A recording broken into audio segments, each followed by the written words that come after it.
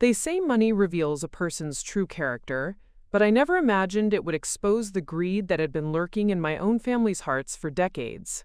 My name is Dorothy Whitman, and at 73 years old, I discovered that the children I had devoted my entire life to nurturing and supporting saw me as nothing more than a walking inheritance.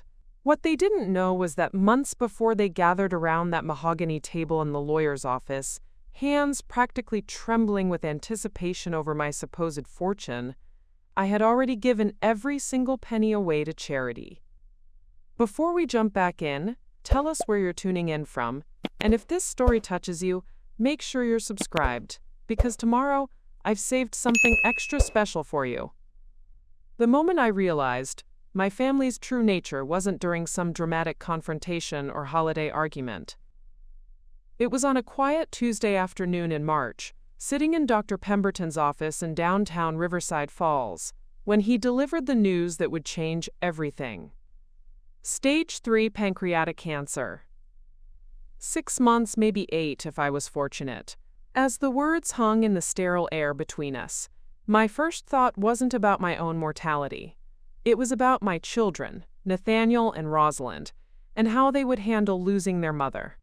How naive I was. I had spent the better part of 5 decades building what most would consider a comfortable life in Riverside Falls, a charming town nestled in the mountains of northern Colorado. After my husband Frederick's sudden death from a heart attack when he was only 48, I threw myself into building the small accounting firm he had started into something substantial. Whitman and Associates became the go-to financial service for every small business owner, farmer, and entrepreneur within a 50-mile radius. Working 16-hour days while raising 2 children as a single mother wasn't easy, but I was determined to provide Nathaniel and Rosalind with every opportunity Frederick and I had dreamed of giving them. Private school tuition, music lessons, summer camps, college education at prestigious universities. I sacrificed my own comfort for years to ensure they wanted for nothing. Nathaniel, my eldest at 45, had followed his father's entrepreneurial spirit, though with considerably less success. His ventures ranged from a failed restaurant in Denver to a short-lived tech startup that burned through investor money faster than kindling in a campfire. Each failure was followed by a call to me, his voice heavy with disappointment, and just the right amount of vulnerability to tug at my heartstrings. "Mom, I just need a bridge loan to get back on my feet," became his familiar refrain. Rosalind, 3 years younger, had taken a different path. She married young to a man named Garrett Thornfield, whose family owned a small chain of hardware stores. They settled in the affluent suburb of Millbrook Heights, about 2 hours from Riverside Falls, and seemed to live the perfect middle-class dream.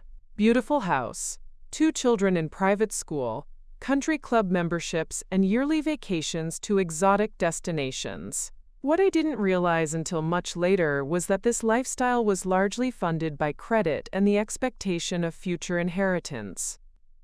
Over the years, I had helped both my children through various financial crises.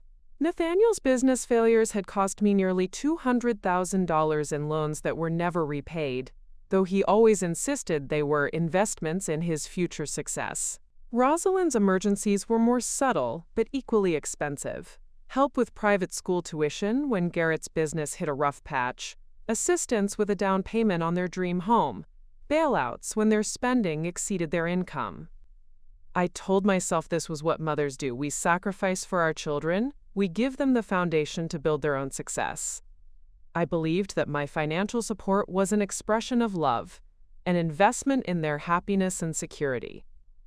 The first crack in this beautiful illusion appeared about 6 months before my diagnosis, during what was supposed to be a routine visit to Rosalind's home for my birthday celebration.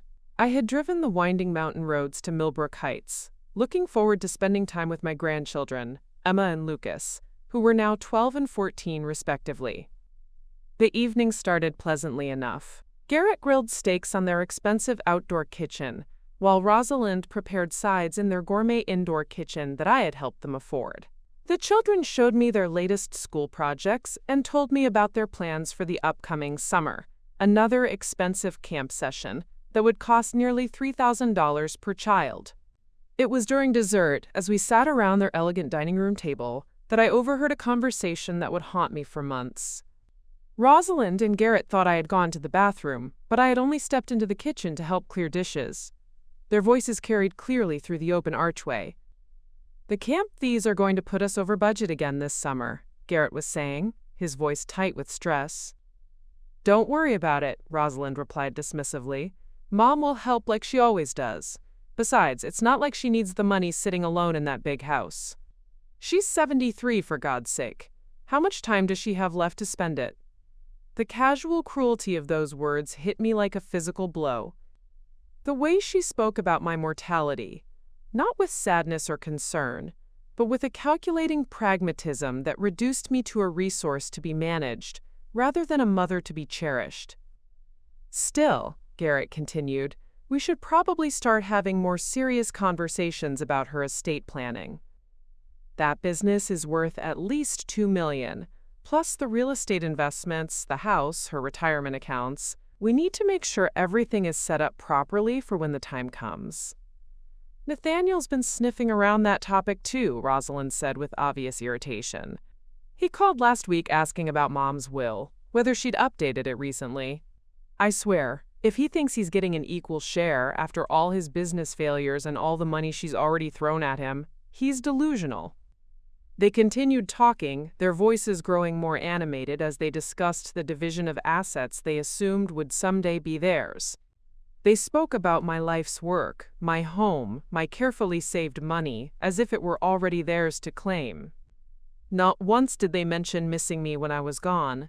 Not once did they express concern for my health or happiness in my remaining years. I quietly returned to the table, my heart breaking with each forced smile as I pretended everything was normal. I hugged my grandchildren goodbye, accepted Rosalind's perfunctory kiss on the cheek, and drove home through the dark mountain roads with tears streaming down my face. That night, I sat in Frederick's old study, surrounded by the financial records and business documents that represented decades of hard work and sacrifice, and realized that I had failed as a mother in the most fundamental way possible. I had raised children who saw me not as a person worthy of love and respect, but as a means to an end, a source of financial security they felt entitled to claim. 3 months later, when Dr. Pemberton delivered his devastating diagnosis, I understood it as more than just a medical crisis. It was an opportunity for clarity, a chance to see my life and relationships without the comfortable illusions I had maintained for so long. What happened next would shock my family, transform my final months on Earth, and teach me the most important lesson of my 73 years. Sometimes the greatest gift we can give our children is the chance to discover who they really are when there's nothing left for them to inherit.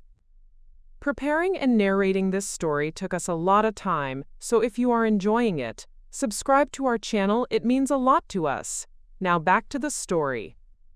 The mahogany conference table at Morrison Caldwell and Associates law firm had witnessed countless family dramas over the decades, but I suspect none quite like what unfolded on that crisp October morning when my children gathered to hear the reading of what they believed would be my last will and testament.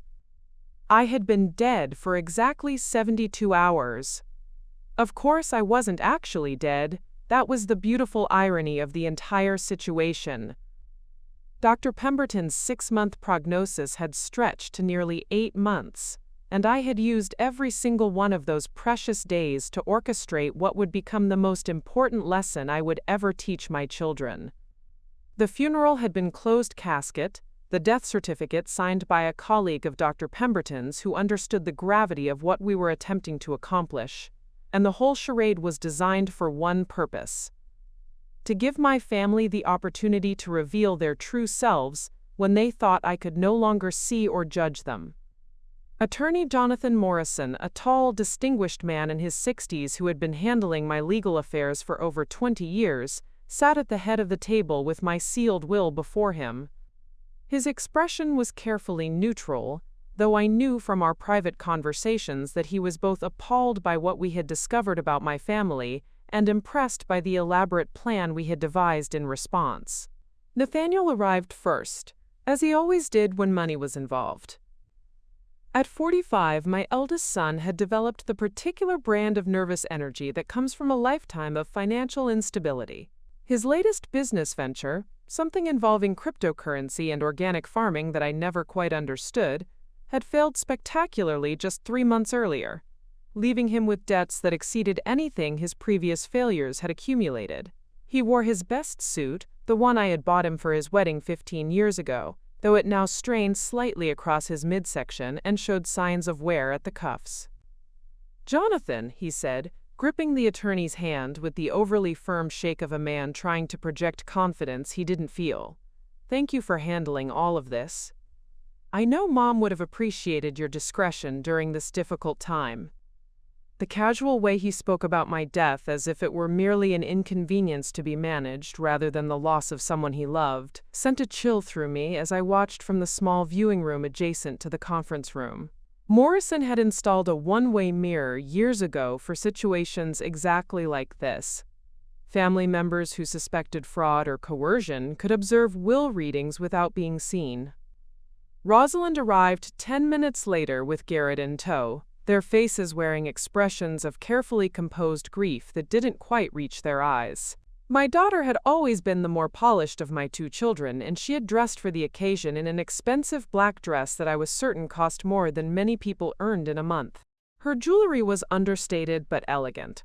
The pearl necklace I had given her for her college graduation, the diamond earrings that had been a gift for her 30th birthday. "I'm sorry we're late," she said, settling into the chair across from Nathaniel.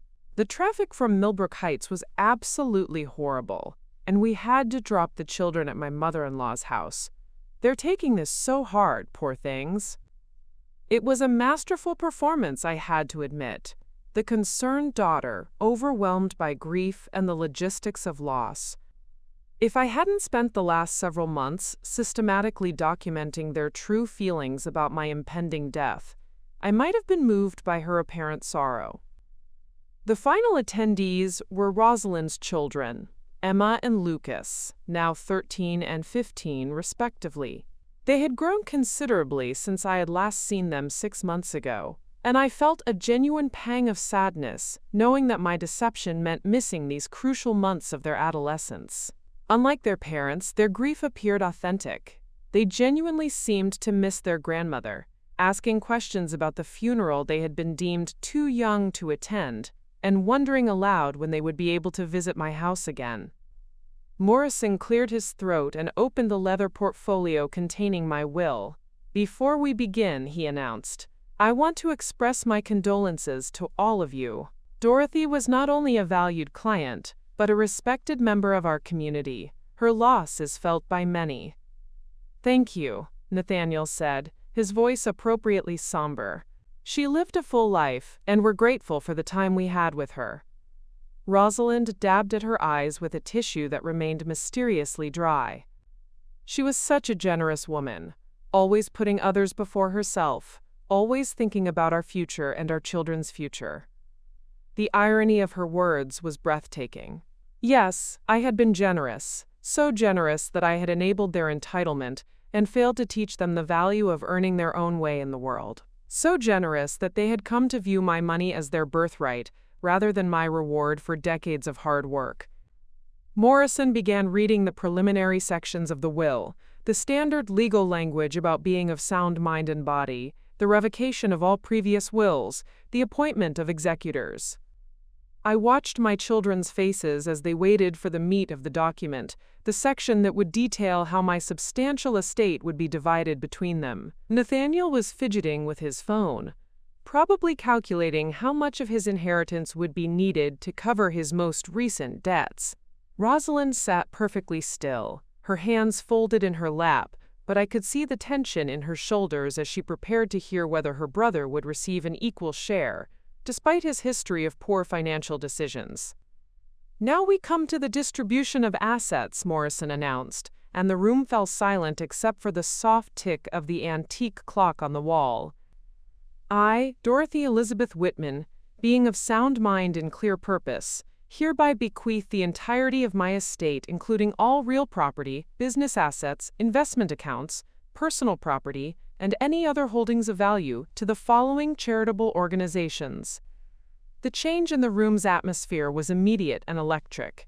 Nathaniel's head snapped up from his phone, his face contorting with confusion and disbelief. Rosalind's carefully composed mask slipped, revealing a flash of pure shock that quickly transformed into something much uglier. Morrison continued reading the list of charities. The Riverside Falls Children's Hospital, the Mountain State Food Bank, the Colorado Wildlife Conservation Foundation, the Riverside Falls Public Library, and a dozen other organizations that had been close to my heart throughout my life. "Wait," Nathaniel interrupted, his voice rising. "Wait, what? This has to be some kind of mistake. Where are our names? Where are the provisions for Emma and Lucas?" Morrison looked up from the document with professional calm. "I'm reading exactly what your mother wrote and signed, witnessed by myself and 2 other attorneys. There are no provisions for family members in this will." Rosalind was shaking her head slowly, as if she could somehow will the words she had just heard to be false. "That's impossible," she promised us. She talked about securing our children's futures, about making sure we were taken care of. There has to be another will, a real will. "There is no other will," Morrison replied firmly. "This document was executed 6 weeks ago, replacing all previous versions. Your mother was very specific about her intentions." What happened next was both shocking and entirely predictable. The veneer of grief and respectful mourning that had characterized the first part of the meeting evaporated completely, replaced by raw anger, accusation, and greed, so naked it was almost embarrassing to witness. Nathaniel slammed his hand on the table. "This is insane. She can't just give away everything to strangers. We're her children. We have rights." "You have no legal rights to your mother's estate beyond what she chose to give you," Morrison explained patiently, "and she chose to give you nothing." Rosalind's composure cracked entirely. "Someone got to her. Someone manipulated her into this. Old people are vulnerable to this kind of exploitation. We need to contest this immediately." "Mom wouldn't do this to us," Nathaniel added, his voice taking on a wheedling quality I recognized from his childhood tantrums. "She loved us. She always said family came first. This isn't her, this is someone else's influence." Garrett, who had been silent until this point, spoke up with the calculating tone of a businessman. "How much are we talking about? What's the total value of the estate?" Morrison consulted his notes. Approximately $3.2 million, including the business valuation, real estate holdings, and liquid assets. The number hung in the air like a challenge. I watched my family process what they had just lost. Not what they had never been entitled to, but what they felt had been stolen from them by charitable organizations that would use the money to feed hungry children, provide medical care to those who couldn't afford it, and preserve natural habitats for future generations. $3 million, Rosalind repeated, her voice hollow with disbelief. She gave away $3 million to charity and left her own grandchildren with nothing. "Grandma left us something," Emma said quietly, speaking for the first time since the reading began. "She left us memories of her. Isn't that worth more than money?" The innocent wisdom of her 15-year-old granddaughter's words seemed to highlight the stark contrast between genuine love and entitled greed. For a moment, the room fell silent as the adults absorbed the unconscious rebuke from the youngest person present. But the moment passed quickly, and the accusations resumed with renewed intensity. They demanded to see medical records proving I had been mentally competent. They questioned Morrison's ethics and suggested he had manipulated a vulnerable elderly woman. They began planning legal challenges and discussing the possibility of having the will declared invalid. Through it all, I sat in the adjoining room, watching the children I had raised reveal themselves to be exactly what I had feared they had become, people who valued my money far more than they had ever valued me. The most heartbreaking moment came when Nathaniel, in a fit of frustrated rage, declared, "I wish she could see this. I wish she could see what her selfishness has done to this family. If only he knew that I could see it." Every ugly word, every selfish demand, every moment of grief not for a lost mother but for a lost inheritance.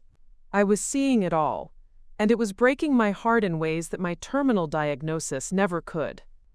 But I was also seeing something else, the perfect opportunity for the most important lesson I would ever teach them.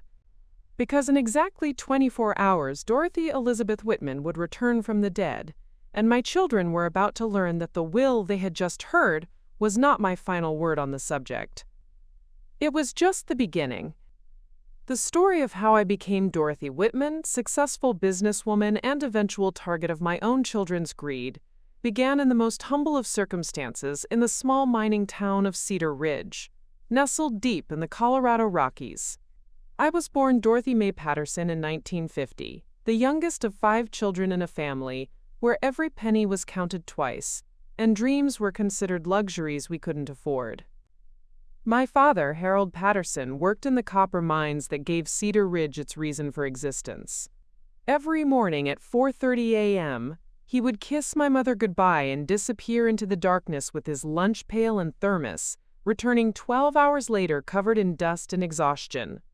My mother, Ruth, took in laundry and sewing to supplement his modest income, her fingers perpetually stained with soap and pricked by needles as she worked late into the night to help make ends meet.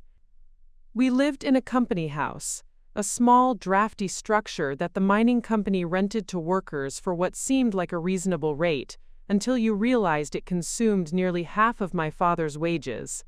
2 bedrooms for 7 people, 1 bathroom with plumbing that worked sporadically, and a kitchen so small that my mother had to step outside to open the oven door fully. The walls were thin enough that we could hear our neighbors' conversations, their arguments, and their children crying in the night. But what we lacked in material comfort, we made up for in values that would shape my entire life. My parents taught us that honest work was sacred, that education was the only guaranteed path to a better life, and that family meant supporting each other through difficult times without keeping score. They also taught us that charity began with compassion. Even when we had almost nothing, my mother would find ways to help families who had even less. I was 8 years old when I first understood what it meant to truly give. The Kowalski family, who lived 3 houses down from us, had lost their father in a mining accident just before Christmas. Mrs. Kowalski was pregnant with her 4th child and had no idea how she would feed her family or pay rent. I remember watching my mother carefully count out money from the coffee can where she kept her sewing earnings, money she had been saving for months to buy my father a new winter coat to replace the one that was literally falling apart. "Dorothy," she said, calling me over to the kitchen table where she had laid out the bills and coins, "sometimes being a good person means making hard choices. Your father can wear his old coat another winter, but those children need to eat." I watched her walk down to the Kowalski house and press that money into Mrs. Kowalski's hands, refusing to hear any talk of repayment. My father never complained about wearing his patched and repatched coat that winter, and I learned my first lesson about the true meaning of generosity. It's not about giving from your abundance. It's about giving from your heart, even when you have little to spare. School was my escape from the constraints of our small house and smaller town. I devoured books the way other children consumed candy, spending every free moment in the Cedar Ridge Public Library, a single room above the post office that housed maybe 300 books but felt like a gateway to infinite worlds. Mrs. Henderson, the elderly librarian who also served as the town's unofficial teacher for children whose parents couldn't afford private tutoring, recognized something in me that even I didn't fully understand yet. "Dorothy," she said one afternoon when I was 14, "you have a mind for numbers that I've rarely seen. Have you ever thought about studying accounting or business?" The idea seemed absurd. Girls from Cedar Ridge didn't become businesswomen. They became wives and mothers if they were lucky, or factory workers if they weren't. But Mrs. Henderson persisted, helping me apply for scholarships to Colorado State University and spending hours tutoring me in advanced mathematics that wasn't taught at our small high school. When I graduated as valedictorian in 1968, I had scholarship offers from 3 universities. The full ride to Colorado State would cover tuition and room and board, but I would need money for books, clothes, and incidental expenses. My parents had exactly $127 in savings, money they pressed into my hands despite my protests. "You're going to do something important with your life," my father said, his voice rough with emotion and pride. "This money will come back to us in ways we can't even imagine." He was right, though not in the way any of us expected. I studied accounting and business administration with the intensity of someone who understood that education was a privilege, not a right. I worked 3 part-time jobs to supplement my scholarship, cleaning offices in the early morning, serving food in the campus cafeteria during lunch, and tutoring struggling students in the evening.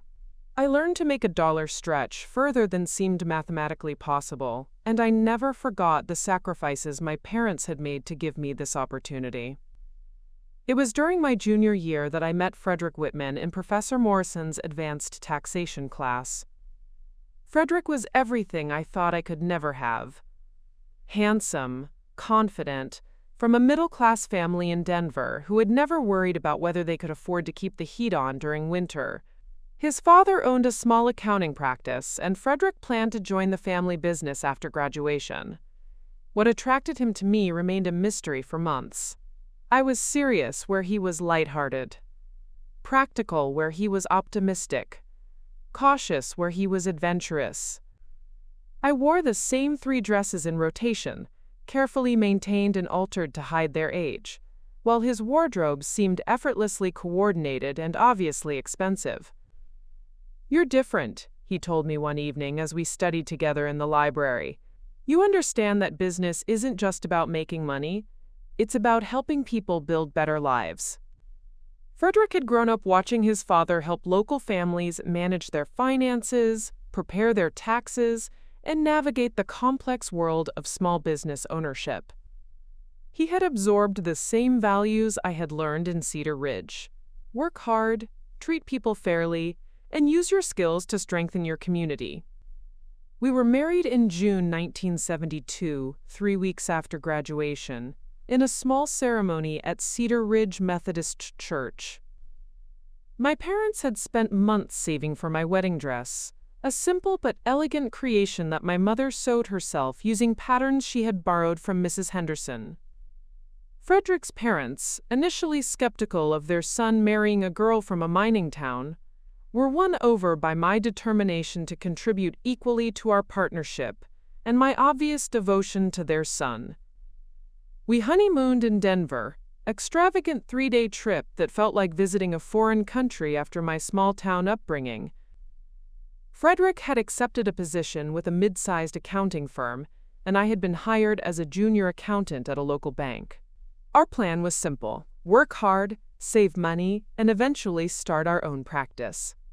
The early years of our marriage were a delicate balance of ambition and frugality. We rented a small apartment in a decent neighborhood, bought used furniture that we refinished ourselves, and saved every penny we could toward our dream of independence. Frederick had inherited his father's natural charm and ability to put clients at ease, while I brought analytical skills and attention to detail that complemented his strengths perfectly. In 1975, when Frederick's father suffered a mild heart attack and decided to retire early, we saw our opportunity. With a small loan from Frederick's parents and our modest savings, we bought the practice and moved to Riverside Falls, a growing town that Frederick's father believed would need expanded financial services, as more businesses and families settled in the area. Riverside Falls in 1975 was a town in transition. The old mining economy was giving way to tourism and small manufacturing, and young families were moving in to escape the growing crowds and pollution of Denver. They needed accountants who understood both business financial planning and personal wealth management, services that the town's single elderly CPA could no longer provide adequately. We started Whitman and Associates in a small office above Brennan's hardware store, with Frederick handling client relations and business development while I managed the technical aspects of tax preparation and financial analysis. Our first year, we had 37 clients and barely made enough to cover our rent and basic living expenses. By our third year, we had moved to a larger office space and hired our first employee. Success came gradually, built on reputation and relationships, rather than flashy marketing or aggressive expansion. We specialized in helping small business owners understand their financial pictures, families plan for their children's education expenses, and retirees manage their assets to last through their golden years. Frederick's warmth and my precision created a combination that clients trusted with their most important financial decisions. In 1978, when I was 28 and Frederick was 29, we felt financially secure enough to start the family we had been planning since our wedding day. We had been trying for over a year when I finally became pregnant with Nathaniel. The pregnancy was difficult. I experienced severe morning sickness that lasted well into the second trimester and was ordered to bed rest during the final month. But Frederick picked up the slack at the office while also caring for me with a tenderness that made me fall in love with him all over again. Nathaniel was born in March 1979, a healthy baby who seemed to embody all of our hopes for the future. Frederick was a devoted father from the moment our son was placed in his arms, staying up for night feedings, changing diapers without complaint, and spending hours simply watching Nathaniel sleep with an expression of wonder on his face. When Nathaniel was 2, I became pregnant again. Rosalind arrived in September 1982, a beautiful baby girl who completed our family in ways we hadn't even realized we were missing. Frederick joked that we now had the perfect accounting partnership for the next generation, one child with his people skills and one with my analytical mind. Those early years of parenthood were the happiest of my life. Our business continued to grow steadily, providing us with financial security and the flexibility to be present for our children's important moments. We bought our first house in 1980, a modest 3-bedroom colonial on Elm Street, with a large backyard where the children could play safely. Frederick coached Nathaniel's Little League teams while I volunteered at the school library and helped with Rosalind's Girl Scout troop. We were building exactly the life we had dreamed of during those late nights studying together in college. A successful business that served our community, healthy children who would have opportunities we had worked to create, and a partnership based on mutual respect and shared values. What I didn't understand then was how success and security could gradually change people's expectations and sense of entitlement. What I didn't foresee was how providing our children with opportunities we had never had might teach them to expect rather than appreciate, to take rather than earn, to assume rather than work. The foundation I was building with such care and intention, the financial security, the comfortable home, the growing business, would eventually become the very thing that revealed the worst aspects of my children's characters. But in those early years, surrounded by Frederick's laughter and our children's innocent joy, I believed that love and generosity would always be enough to create the strong, grateful, compassionate adults I was determined to raise. The pattern that would eventually consume my family's relationship began innocently enough when Nathaniel was 16 and desperately wanted to attend a summer business camp at the University of Denver. The program cost $1,200, money we had, but money that represented a significant portion of our vacation budget for that year. "Please, Mom," Nathaniel pleaded, spreading the glossy brochures across our kitchen table, "this could change my whole future. They teach real business skills, and I'll get to network with other serious students. Mr. Peterson says it's the kind of thing that looks amazing on college applications." Frederick and I exchanged glances across the table. We had always prioritized our children's education and opportunities, but this felt different somehow. The camp wasn't necessary for Nathaniel's academic success. It was a luxury, a chance to fast-track networking and resume building that most families in Riverside Falls couldn't even consider. "We'll need to discuss it," I said, but I could already see the assumption in Nathaniel's eyes that we would find a way to make it happen. That confidence, that certainty that his parents would sacrifice their own plans for his desires, should have been a warning sign I recognized. Frederick was more easily swayed than I was. "It's an investment in his future," he argued that evening as we reviewed our finances. "If it helps him get into a better college or opens doors for internships, isn't it worth postponing our trip to visit your parents?" So we said yes. We canceled our planned vacation to Cedar Ridge, where I had been looking forward to introducing Frederick and the children to the places that had shaped my early values. Instead, we spent that money sending Nathaniel to learn advanced business strategies from professors who emphasized profit maximization and competitive advantage over the community service approach that had built our own success. Nathaniel returned from that camp changed in subtle but significant ways. He spoke differently about business, using terms like market disruption and scaling opportunities that felt foreign coming from our 16-year-old son. He questioned our conservative growth strategies at Whitman and Associates, suggesting we should expand more aggressively or acquire smaller firms to build market dominance. "You're thinking too small," he told us one evening over dinner, critiquing our business model with the confidence of someone who had attended 6 weeks of summer classes. The instructors at camp said that successful entrepreneurs take calculated risks. You could probably triple your revenue if you opened branches in Denver and Colorado Springs. Frederick laughed it off as teenage enthusiasm, but I felt an uncomfortable shift in how Nathaniel viewed our family business. What we saw as a stable, community-focused practice that provided excellent service to our neighbors, he increasingly saw as a missed opportunity for aggressive expansion and wealth accumulation. The real pattern crystallized during Nathaniel's senior year of high school when he announced his intention to apply to Wharton Business School at the University of Pennsylvania. The tuition alone was nearly $30,000 per year, more than many families in Riverside Falls earned annually, and significantly more expensive than the excellent business programs available at in-state universities. "But it's Wharton," Nathaniel said, as if the name itself justified the astronomical cost. "The connections I'll make there are worth more than any amount of money. Do you know how many Fortune 500 CEOs are Wharton graduates?" I suggested he consider the University of Colorado's Business School, which had an excellent reputation and would cost a fraction of Wharton's tuition. Nathaniel's reaction was swift and emotional. "You don't understand," he said, his voice taking on a tone I had never heard before, a mixture of disappointment and barely contained anger. "This isn't about just getting a degree. This is about positioning myself for real success. If you're not willing to invest in my future, then you're basically limiting what I can achieve." The emotional manipulation was subtle but effective. Frederick, who had always dreamed of giving our children opportunities he had never had, was particularly susceptible to the argument that denying Nathaniel this chance would somehow make us responsible for limiting his potential.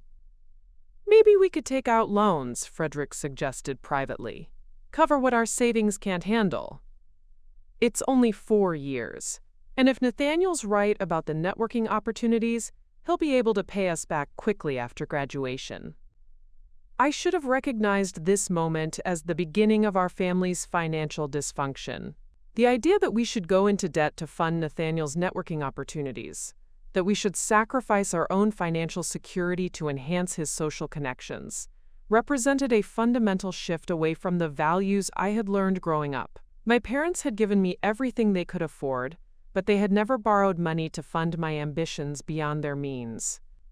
But I loved my son, and I wanted him to have every possible advantage in life. So we said yes to Wharton. We liquidated a significant portion of our retirement savings, took out a home equity loan, and committed to 4 years of financial strain so that Nathaniel could attend the most prestigious business school in the country. Meanwhile, Rosalind was developing her own expensive tastes and expectations. Unlike her brother's focus on business achievement, her interests centered on social status and cultural sophistication. She wanted piano lessons from the most expensive instructor in the area, designer clothes that would help her fit in with the wealthier students at Riverside Falls High School, and elaborate Sweet 16 and graduation celebrations that would demonstrate our family's success. "Everyone will be there," she would say about whatever social event required new outfits or expensive gifts. "I can't show up looking like we can't afford to compete with the other families." The pressure was constant and always framed in terms of our love for our children and our commitment to their success. When we hesitated about any particular expense, both Nathaniel and Rosalind had developed sophisticated emotional arguments about how their requests weren't really about material things. They were about opportunities, confidence, preparation for adult success, and our belief in their potential. Rosalind particularly excelled at making me feel guilty for questioning expenses that she framed as educational or character building. Dance classes weren't just dance classes, they were lessons in poise and self-confidence that would benefit her throughout her life. Designer clothes weren't about vanity. They were about learning to present herself professionally and building the social connections that would open doors in college and beyond. "You grew up poor," she said during one particularly manipulative conversation when she was 17. "You don't understand how important these things are for someone who wants to succeed in today's world. I thought you wanted better for me than what you had." The implication was clear. Denying her these expensive advantages would mean we were failing as parents, condemning her to the same limitations I had experienced growing up in Cedar Ridge. Never mind that my limitations had led to a successful business, financial security, and the ability to provide my children with opportunities I had never dreamed of having. Frederick, bless his heart, tried to maintain some boundaries around our spending, but he was fighting a losing battle against his own generous nature and our children's increasingly sophisticated manipulation tactics. When he suggested that Rosalind could learn to sew her own formal dresses instead of buying designer gowns, she burst into tears and accused him of wanting to embarrass her in front of her friends. "All the other parents support their children's social lives," she sobbed. "Why are you trying to punish me for wanting to fit in? Don't you want me to be happy?" By the time Nathaniel graduated from Wharton in 2001, we had spent over $200,000 on his education, money that had come from our retirement savings, home equity, and reduced contributions to Rosalind's college fund. But Nathaniel was confident that his degree and connections would quickly justify the investment. "I'm already talking to some venture capital firms," he told us at his graduation party. "The dot-com market is exploding, and I have ideas for technology companies that could make millions. This degree is going to pay for itself within 5 years, guaranteed." I should have been more skeptical of 22-year-old Nathaniel's guarantees about making millions in an increasingly volatile market. I should have recognized that our financial sacrifices had not made him more grateful or responsible. They had made him more confident in his ability to take risks with other people's money. But Frederick and I were proud of our son's ambition and impressed by his confidence. When he asked for a $50,000 investment to join a startup company in Denver, we convinced ourselves it was a sound business decision, rather than continuing the pattern of financial enabling that was rapidly becoming our family's defining dynamic. Rosalind, meanwhile, was developing her own expensive college plans. She had been accepted to several universities, but her heart was set on Northwestern University's prestigious journalism program. Like her brother's choice of Wharton, Northwestern carried both an enormous price tag and the promise of elite connections that would supposedly justify the cost. "Journalism is all about networking," she explained, echoing the same arguments Nathaniel had used years earlier. "The professors at Northwestern are connected to major newspapers and magazines. If I want to work for publications like Vogue or the New York Times, I need to graduate from a program they respect." The pattern was now fully established. Our children's desires had become our financial obligations, their dreams had become our debts, and their success had become our responsibility to fund regardless of the cost to our own financial security. What I didn't understand then was how this dynamic was fundamentally changing our family relationships.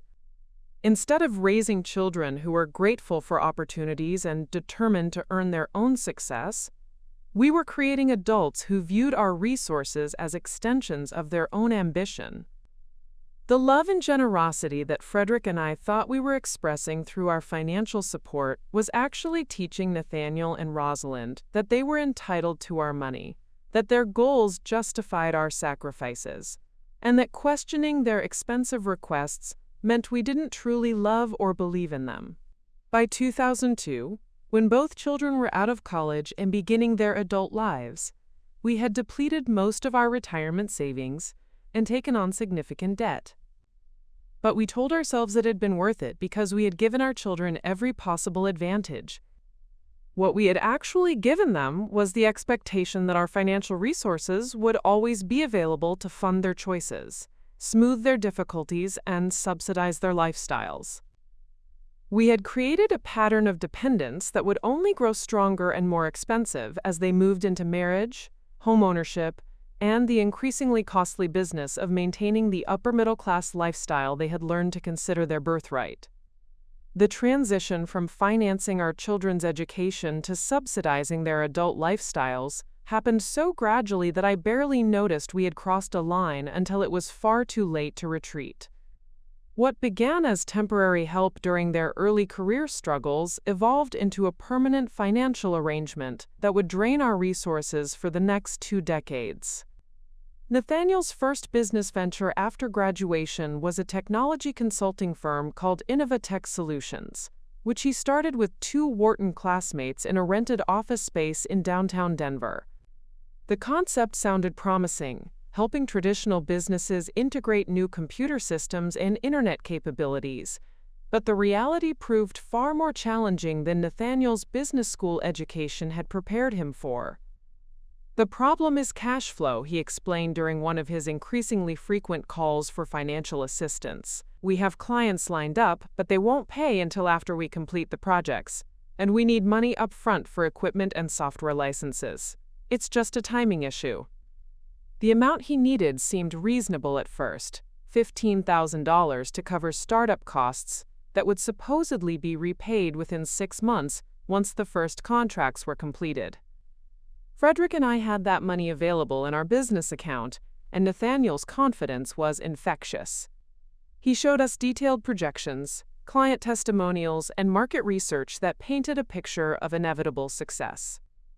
But 6 months turned into 12, then 18, as Innovatech Solutions struggled with client retention, cost overruns, and Nathaniel's inexperience with the practical aspects of running a business. Each setback required additional funding to keep the company afloat, and each request came with increasingly sophisticated explanations about market conditions, competitor interference, and the long-term vision that would eventually justify our continued investment. This is how business works, Nathaniel insisted when I questioned the mounting costs. Microsoft and Apple didn't become profitable overnight. Amazon operated at a loss for years before becoming the giant it is today. You have to be willing to invest in the growth phase if you want to see real returns. The problem was that Nathaniel had learned to speak fluent business jargon without developing the underlying skills needed to execute his ambitious plans. He could create impressive PowerPoint presentations about market penetration and revenue streams, but he struggled with basic tasks like client management, quality control, and expense tracking. Meanwhile, Rosalind had graduated from Northwestern with a journalism degree and dreams of working for prestigious publications in New York City. The reality of entry-level journalism salaries in one of the most expensive cities in the world quickly became apparent when she called us 3 months after graduation. "I found the perfect apartment in Manhattan," she announced breathlessly. "It's tiny, but it's in a great neighborhood, and the commute to the magazine district is perfect. The only problem is that the rent is $2,800 a month, and my salary at the internship is only covering about half of that." The internship she had secured was at a respected fashion magazine, but like many such positions, it was essentially unpaid, except for a small monthly stipend that barely covered subway fare and lunch money. Rosalind presented this as a necessary stepping stone to the career she wanted, and she needed our financial support to make it possible. "This is how the industry works," she explained, unconsciously echoing her brother's justifications. "Everyone starts with unpaid internships at the best publications. If I take a paying job at some smaller magazine in Colorado, I'll never build the connections I need to work at the top tier. This is an investment in my future career." Frederick calculated that supporting Rosalind's New York lifestyle would cost us approximately $2,000 per month, money we would need to redirect from our own retirement savings or business reinvestment. But Rosalind had always been persuasive, and she had prepared compelling arguments about the temporary nature of the arrangement. "It's only for 1 year," she promised. "Maybe 18 months at most. Once I prove myself and move into a paid position, I'll be completely self-sufficient. And think about how proud you'll be when I'm writing for Vogue or Harper's Bazaar." So we found ourselves financially supporting 2 adult children in expensive cities, funding lifestyles that were far more luxurious than anything Frederick and I had enjoyed even at the peak of our business success. Nathaniel's Denver loft apartment cost more per month than our mortgage payment in Riverside Falls, and Rosalind's Manhattan studio was smaller than our guest bedroom but cost 3 times as much. The financial strain was becoming noticeable in our daily lives. We postponed necessary repairs on our office building, delayed upgrading our computer systems, and stopped taking the annual vacations that had once provided us with much-needed rest and perspective. Every month, I found myself juggling payments and moving money between accounts to cover our children's expenses while maintaining our own business obligations. But the emotional strain was even more difficult to bear. Our conversations with Nathaniel and Rosalind increasingly centered around money, how much they needed, when they could pay us back, why their latest financial crisis wasn't their fault. The easy, affectionate relationship we had enjoyed when they were younger had been replaced by a dynamic where every phone call carried the potential for another expensive request.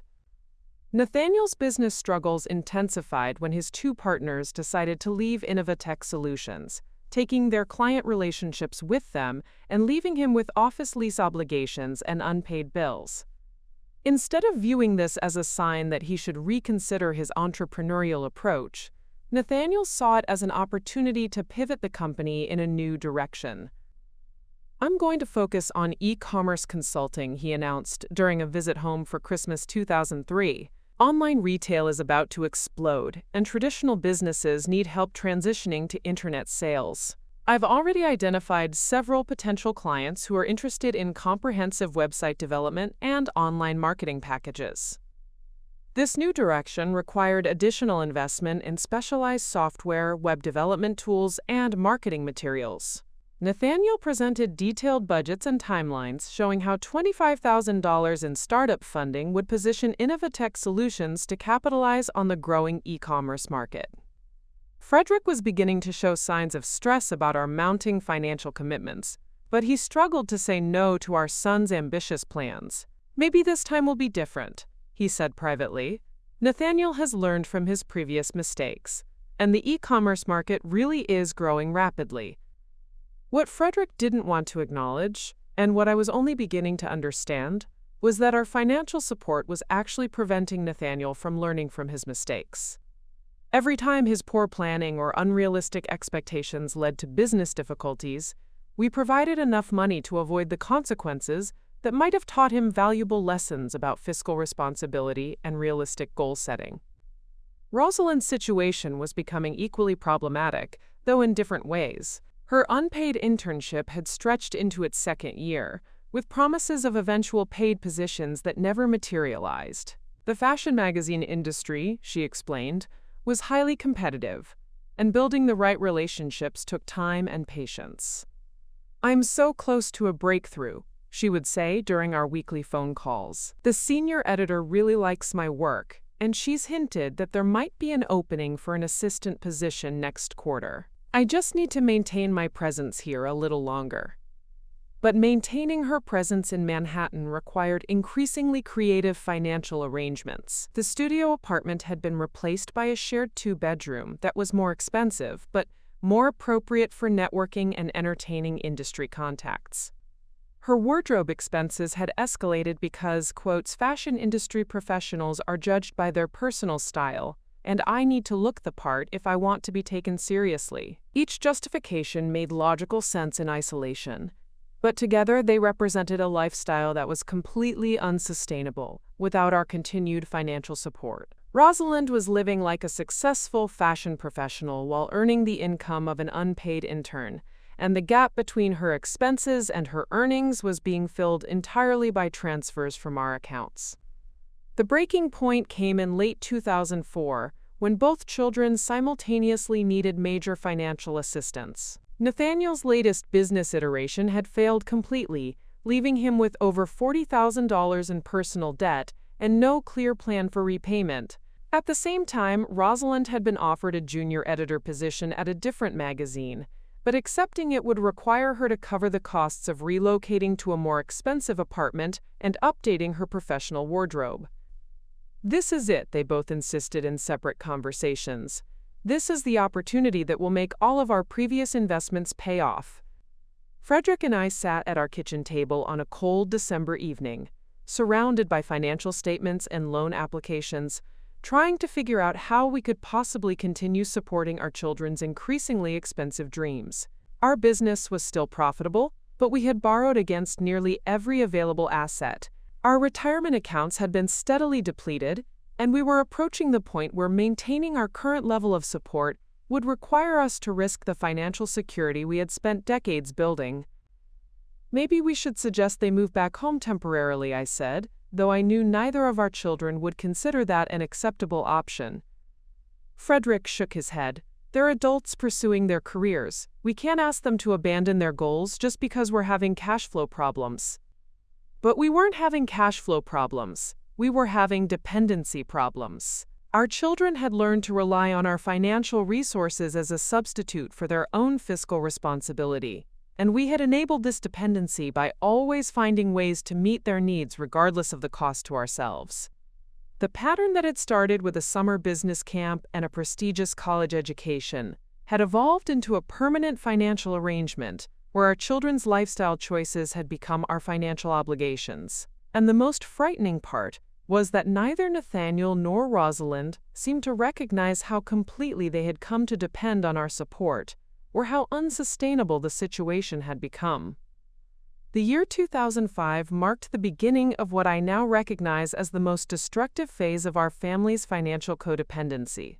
What had started as temporary assistance during our children's early career struggles had evolved into a complex web of ongoing obligations that consumed nearly every aspect of our lives and transformed our parent-child relationships into something I barely recognized.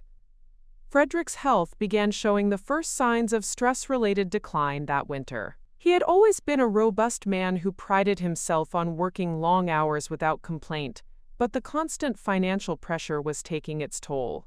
I would find him awake at 3 a.m., sitting at the kitchen table with spreadsheets and calculators, trying to figure out how we could continue meeting our children's needs while maintaining our own business obligations. "I feel like I'm failing them," he said during one of those late-night conversations, his voice heavy with exhaustion and worry. "Nathaniel keeps talking about opportunities he's missing because he doesn't have enough capital to properly fund his ideas. Rosalind says she's watching her peers advance in their careers while she's stuck in entry-level positions because she can't afford to take the unpaid opportunities that lead to better jobs." The guilt Frederick felt was precisely what our children had learned to manipulate so expertly. They had developed an intuitive understanding of how to frame their financial needs in terms of our parental success or failure, making it nearly impossible for us to say no without feeling like we were deliberately sabotaging their futures.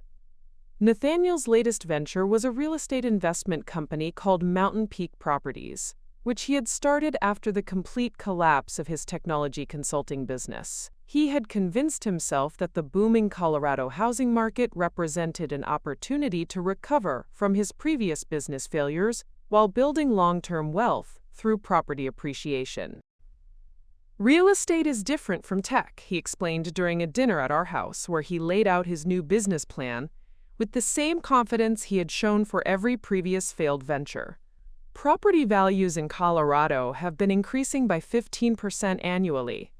Even if I make conservative investments, I can generate enough rental income to cover expenses while building equity for future expansion."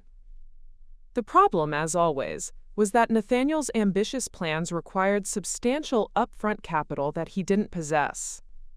He needed money for down payments on investment properties, funds to cover renovation costs, and operating capital to manage cash flow during periods when properties were vacant between tenants. "I've identified 3 properties that would be perfect starter investments," he said, spreading out real estate listings and financial projections across our dining room table. 2 duplex units in Fort Collins and a small apartment building in Boulder. The total investment would be around $200,000, but the rental income projections show I could pay back the initial loan within 7 years while building substantial equity. $200,000. The number hung in the air between us like a challenge. It represented more money than Frederick and I had ever borrowed for any single purchase, including our own home. It was money we didn't have available without fundamentally restructuring our entire financial situation. But Nathaniel had learned to anticipate our concerns and had prepared responses for every objection we might raise. When I pointed out that real estate investment carried significant risks, especially for someone with no experience in property management, he countered with statistics about Colorado's housing market stability. When Frederick questioned whether we could afford such a large loan, Nathaniel presented calculations showing how the rental income would more than cover the loan payments. "This isn't like my previous businesses," he insisted. "Those were startup ventures in competitive markets. Real estate is a proven wealth-building strategy. You're not just lending me money. You're investing in appreciating assets that will benefit all of us in the long run." The phrase "benefit all of us" was particularly insidious because it implied that supporting Nathaniel's investment schemes would somehow enhance our own financial security. The reality, of course, was that we would be taking all the financial risk while Nathaniel retained control of any potential profits. Meanwhile, Rosalind had finally secured a paid position at a fashion magazine, but the salary was barely enough to cover her basic living expenses in Manhattan. Instead of reducing her financial dependence on us, the new job had actually increased her monetary needs because it required a more professional wardrobe, networking expenses, and the costs associated with maintaining the social connections that she claimed were essential for career advancement. "I know it seems counterintuitive that getting a paying job would cost more money," she said during one of our increasingly tense phone conversations. "But this industry is all about relationships and image. I need to be able to attend gallery openings, fashion shows, and industry parties. I need clothes that demonstrate I understand current trends. I need to be able to take potential contacts to lunch without worrying about whether I can afford the check." Rosalind had also developed a sophisticated understanding of how to frame her expenses in terms of career investment rather than lifestyle choices. The $500 designer handbag wasn't a luxury purchase. It was a professional tool that signaled her understanding of fashion trends to colleagues and contacts. The expensive Manhattan apartment wasn't about living beyond her means. It was about maintaining an address that wouldn't embarrass her when networking with industry professionals. The most insidious aspect of this dynamic was how it gradually eroded our ability to distinguish between legitimate needs and manufactured wants. Our children had become expert at presenting every expense as either a business necessity or a career investment, making it nearly impossible for us to question their financial requests without appearing to undermine their professional goals. Frederick and I found ourselves living increasingly constrained lives while funding our children's expensive ambitions. We stopped eating at restaurants to save money for Rosalind's networking expenses. We postponed replacing our aging office equipment to free up capital for Nathaniel's latest investment opportunity. We canceled our health club memberships and magazine subscriptions, cutting every possible expense from our own lives to maintain the flow of money to our children. The social isolation was perhaps the most painful aspect of our situation. We gradually stopped accepting invitations to dinner parties and community events because we couldn't afford to reciprocate the hospitality, and we were embarrassed to admit how much of our income was being diverted to support our adult children's lifestyles. Our friends in Riverside Falls had children who had become self-sufficient after college, who were building their own careers and starting their own families without requiring ongoing financial support from their parents. I felt increasingly ashamed when these friends talked about their retirement plans, their travel adventures, or their ability to help their grandchildren while maintaining their own financial independence. Maybe we should have said no more often when they were younger, I confided to my friend Patricia Coleman during one of our rare coffee meetings. Maybe we should have let them experience more natural consequences for their choices. Patricia, whose daughter had become a successful teacher and whose son was building a solid career in construction, nodded sympathetically. "It's hard to know where the line is between supporting our children and enabling them," she said. "But at some point, doesn't love mean letting them learn to stand on their own feet?" The question haunted me because I was beginning to suspect that our continued financial support was actually preventing Nathaniel and Rosalind from developing the skills and resilience they would need to build truly independent lives. Every time they faced a financial challenge or career setback, instead of learning to adapt and overcome obstacles through their own resources, they simply called us for another bailout.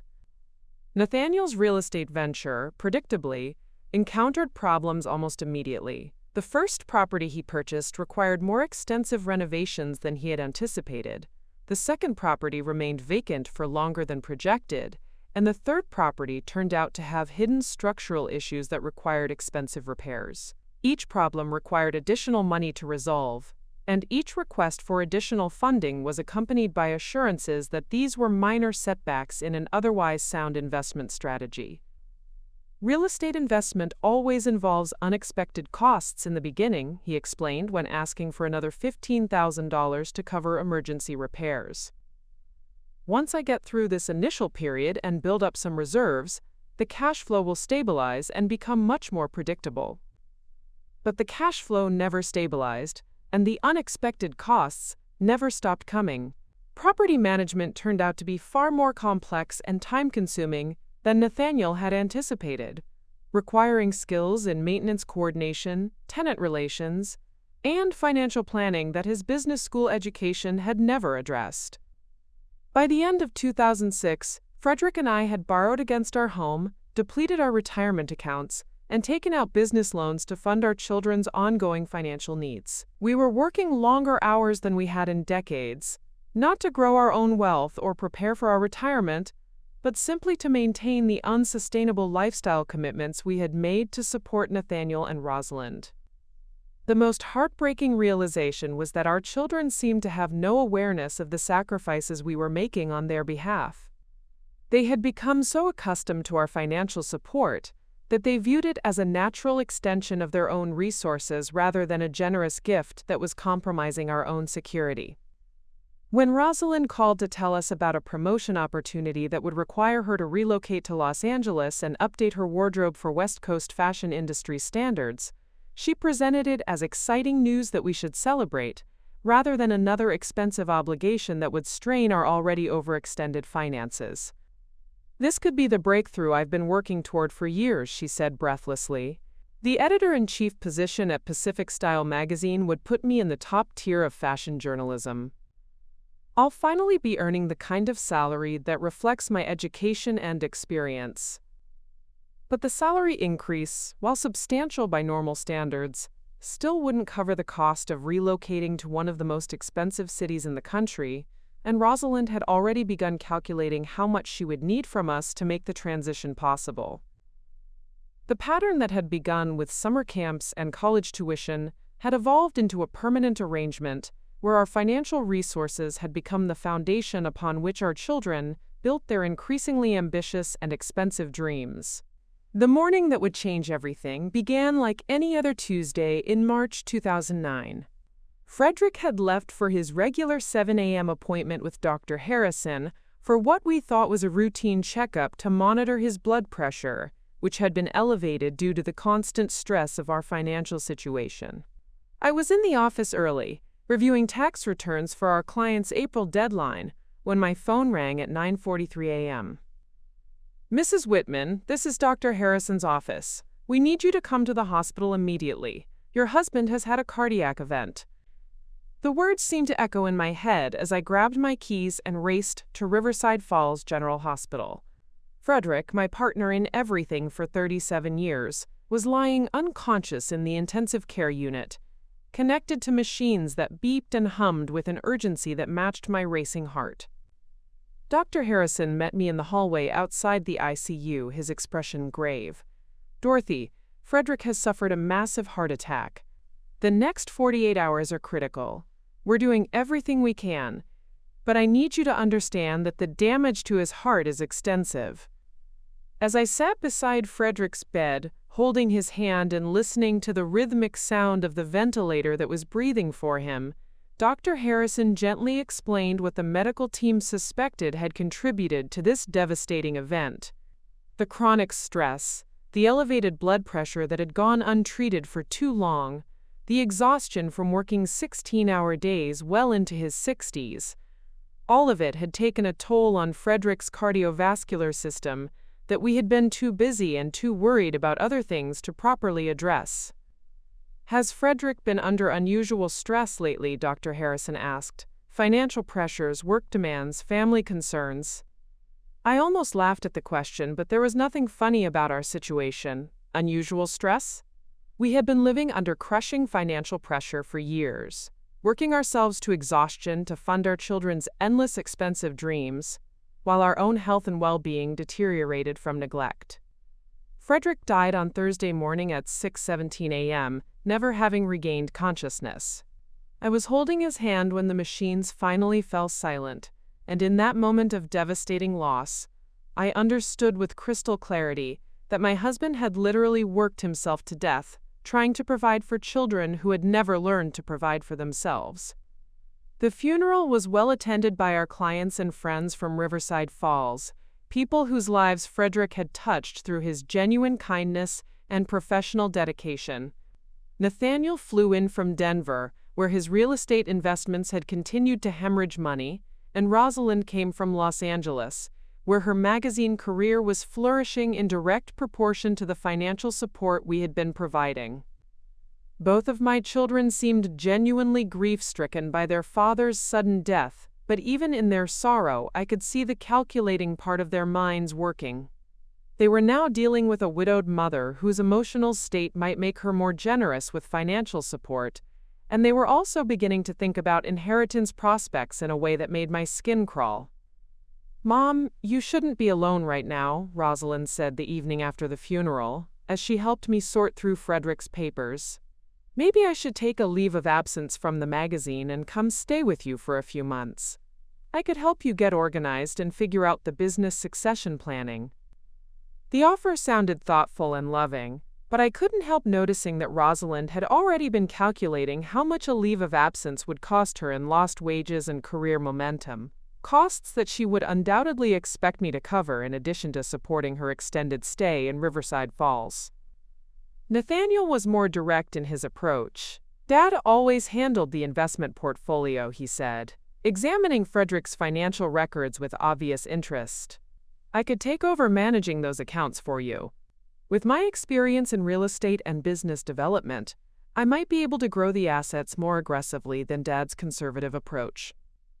The idea of Nathaniel managing my investments, given his track record of spectacular business failures, was so absurd that I had to bite my tongue to keep from laughing inappropriately. But I could see that he was serious, and that he viewed Frederick's death as an opportunity to gain access to financial resources that had previously been controlled by two people, instead of one potentially more vulnerable widow. As my children prepared to return to their respective cities after the funeral, both made it clear that they expected the financial support arrangements we had maintained during Frederick's lifetime to continue unchanged. Neither seemed to consider that Frederick's death might affect our family's financial capacity, or that I might need to reevaluate our unsustainable spending patterns. "I'll call you next week about the April rent payment," Rosalind said as she hugged me goodbye at the airport. "And I should probably mention that my lease is up for renewal in June, and the landlord wants to increase the rent by $400 a month. The Los Angeles market is so competitive that I don't really have a choice but to accept it." Nathaniel was equally oblivious to the changed circumstances. "I've been looking at a couple more investment properties that could really turn the portfolio around," he said. "Once you're feeling up to discussing business again, I'll send you the details." There's one property in particular that could be an amazing opportunity, but I'd need to act quickly before other investors discover it. After they left, I sat alone in the house that Frederick and I had shared for over 30 years, surrounded by the evidence of a life we had built together through hard work, mutual respect, and shared values. But I was also surrounded by the evidence of how far we had strayed from those values in our misguided attempt to ensure our children's success and happiness. The financial records told a story that was both heartbreaking and infuriating. Over the past decade, we had transferred nearly $600,000 to our children in the form of business investments, living expense subsidies, and emergency bailouts.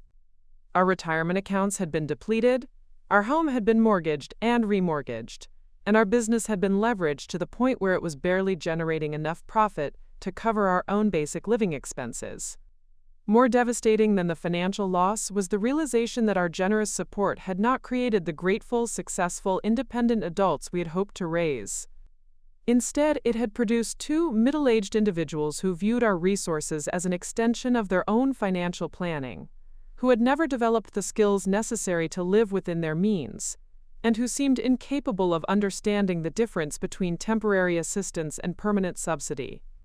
3 weeks after Frederick's funeral, as I sat in our accountant's office reviewing the true scope of our financial situation, I had what can only be described as a moment of terrifying clarity. Harold Brennan, who had been preparing our taxes for 15 years, laid out the numbers with the gentle directness of someone delivering bad news to a friend. "Dorothy, I need to be honest with you about what Frederick's death means for your financial security," he said, adjusting his glasses as he reviewed the spreadsheets before him. "Between the business debt, the home equity loans, and the ongoing commitments to Nathaniel and Rosalind, you're looking at monthly obligations that exceed your projected income by nearly $4,000. $4,000 a month. The number represented the gap between what I could realistically earn as a solo practitioner and what our family had been spending to maintain our children's lifestyles. Without Frederick's partnership in both the business and the enabling relationship with our children, the mathematical impossibility of our situation had become undeniable. If you continue the current level of financial support to your children, Harold continued carefully, you'll be bankrupt within 18 months. Even if you significantly reduce that support, you'll need to make dramatic changes to avoid financial ruin. The word bankrupt hit me like a physical blow. Frederick and I had spent our entire adult lives building financial security through careful planning and conservative management. The idea that our generosity toward our children had put my own survival at risk was almost impossible to process. But as I drove home from Harold's office that afternoon, past the businesses and families that Frederick and I had served for decades, I began to understand that my husband's death had actually given me something unexpected: the opportunity to finally see our family dynamic with complete clarity, and the chance to make changes that Frederick's gentle nature and paternal guilt had prevented him from considering. That evening, I did something I hadn't done in years. I sat down with a calculator and figured out exactly what my life would look like if I stopped subsidizing my children's expensive choices and started prioritizing my own financial security and emotional well-being. The numbers were shocking. Without the constant drain of supporting Nathaniel's failed business ventures and Rosalind's inflated lifestyle, I could not only survive on my business income, I could actually rebuild the retirement security that Frederick and I had sacrificed for our children's ambitions. For the first time in decades, I began to consider the possibility that saying no to my children might be the most loving thing I could do, for them and for myself. But I had no idea that this realization was just the beginning of a journey that would ultimately reveal the true depths of my children's entitlement and lead me to make decisions that would shock everyone who thought they knew Dorothy Whitman. The decision to stop financing my children's lifestyles didn't come to me in a moment of dramatic revelation. Instead, it crystallized slowly over the course of several weeks, as I processed both Frederick's death and the harsh financial realities that Harold Brennan had laid out for me.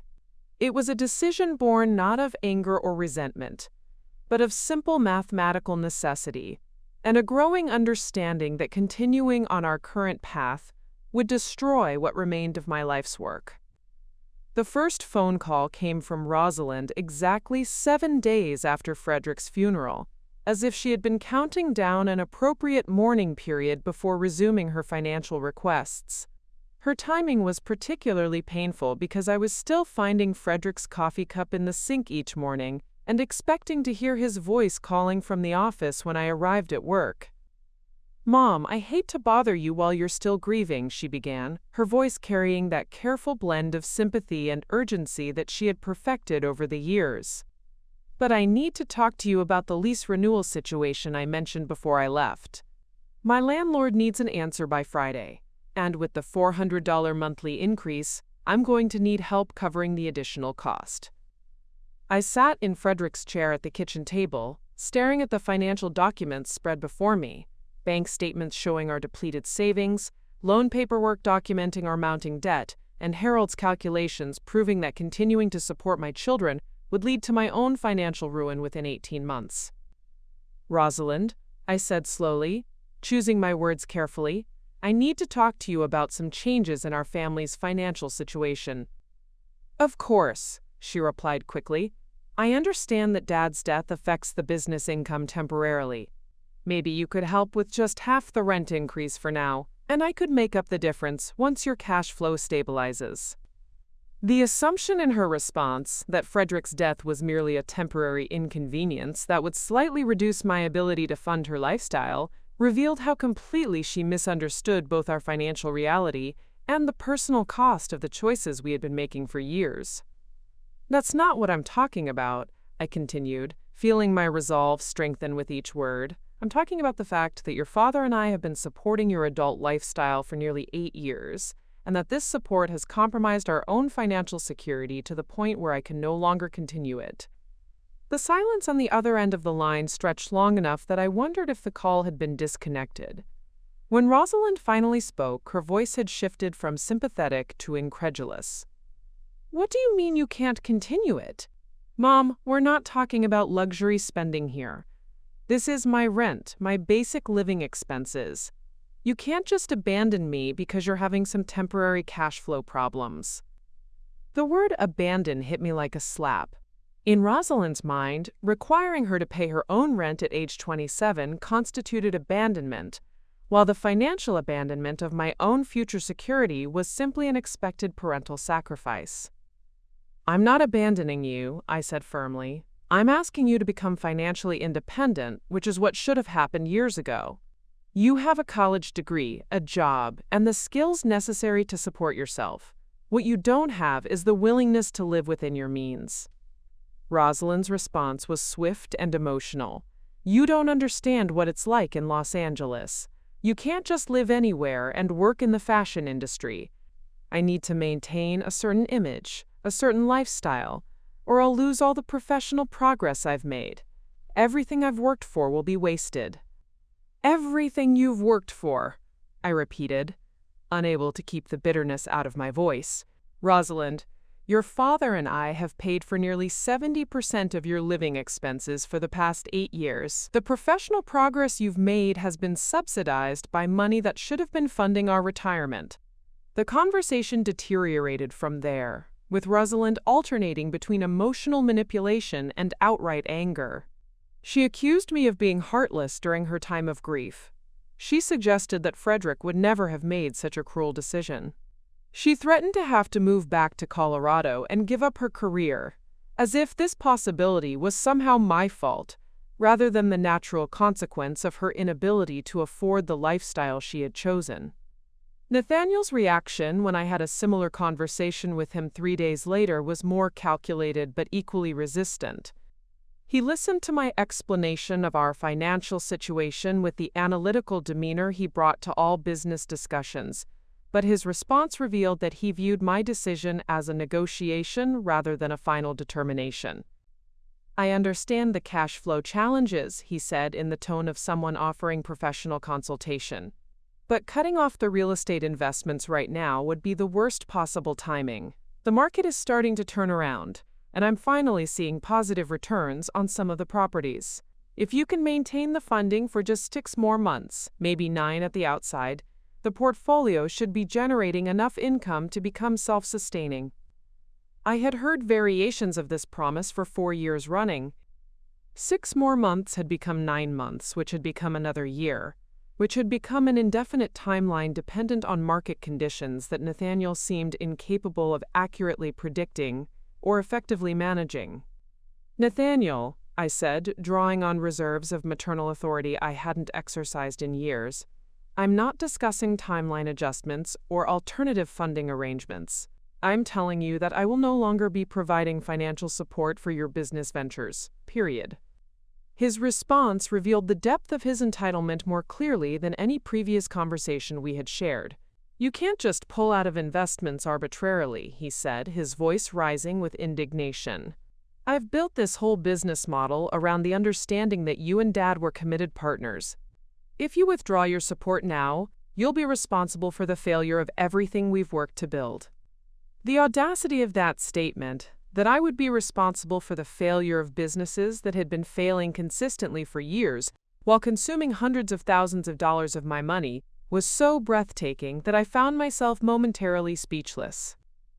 "I've never been your business partner, Nathaniel," I finally replied. "I've been your ATM, and that arrangement ends now." What followed were weeks of sustained pressure from both children, employing every emotional manipulation technique they had perfected over the years. Rosalind called crying, describing how she was being forced to look at studio apartments in dangerous neighborhoods because she couldn't afford anything better without my help. Nathaniel sent detailed financial projections, showing how my withdrawal of support would cost me potential profits from his supposedly improving real estate portfolio. They enlisted other family members in their campaign, calling Frederick's sister Margaret in Phoenix to complain about my sudden change in personality and unwillingness to honor Dad's commitments. They contacted our longtime family friends, expressing concern about my emotional instability following Frederick's death and suggesting that I was making rash financial decisions that I would later regret. The pressure was relentless and emotionally exhausting. There were days when I questioned my own judgment, wondering if I was being too harsh, or if there might be some middle ground that would allow me to continue helping my children without destroying my own financial security. But every time I wavered, I remembered Frederick lying in that hospital bed, his body finally succumbing to years of stress that we had never properly acknowledged or addressed. I remembered Harold Brennan's gentle but firm warning about bankruptcy. I remembered the nights I had spent alone since Frederick's death, terrified about what would happen to me if I became unable to work or if the business failed. The turning point came 6 weeks after my initial conversations with both children, when Rosalind called to inform me that she had decided to accept her landlord's rent increase and had signed a new lease assuming I would cover the additional cost. "I figured you were just working through your grief," she said casually. "I knew you'd come around once you had time to think about it rationally. I can't put my career on hold indefinitely while you process Dad's death." The presumption in that statement, that my decision had been irrational, that my grief had temporarily clouded my judgment, that she could simply proceed with expensive commitments assuming I would eventually capitulate, crystallized my resolve in a way that no amount of logical analysis had been able to achieve. "Rosalind," I said, my voice steady with a calm I hadn't felt in years, "I am not paying your rent increase. I am not paying your current rent. I am not paying any of your expenses beyond this conversation. You have 30 days to figure out how to support yourself, because that's when my financial assistance ends permanently." I hung up before she could respond, and for the first time since Frederick's death, I felt something approaching peace. The decision was made. The resistance would continue, intensify, and eventually reveal truths about my children that would break my heart in ways I couldn't yet imagine. But I had finally chosen to save myself, instead of enabling their destruction of everything Frederick and I had worked to build. What I didn't know was that this decision would set in motion a chain of events that would expose not just my children's entitlement, but their willingness to betray me in ways that would forever change our family's story.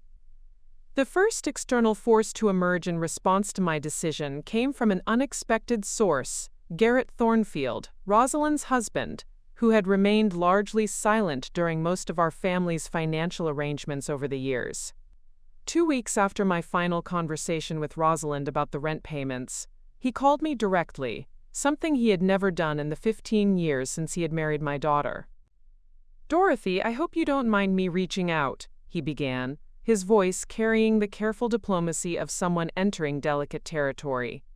"Rosalind asked me to call because she's concerned that grief might be affecting your judgment about family financial matters." The condescension in that statement was breathtaking. According to my son-in-law, my decision to stop subsidizing his wife's expensive lifestyle was evidence of grief-impaired judgment rather than a rational response to mathematical reality. "My judgment is perfectly clear, Garrett," I replied evenly. "What's affecting my decision-making is the discovery that continuing to support Rosalind and Nathaniel will result in my bankruptcy within 18 months. There was a pause before Garrett responded, and when he spoke again, his tone had shifted to something more calculating. "Well, that's actually what I wanted to discuss with you. Rosalind and I have been reviewing the family's overall financial picture, and we think there might be some solutions you haven't considered." He proceeded to outline what he called a quote, financial plan that would involve me taking out a larger mortgage against my home, liquidating the remaining business assets, and transitioning into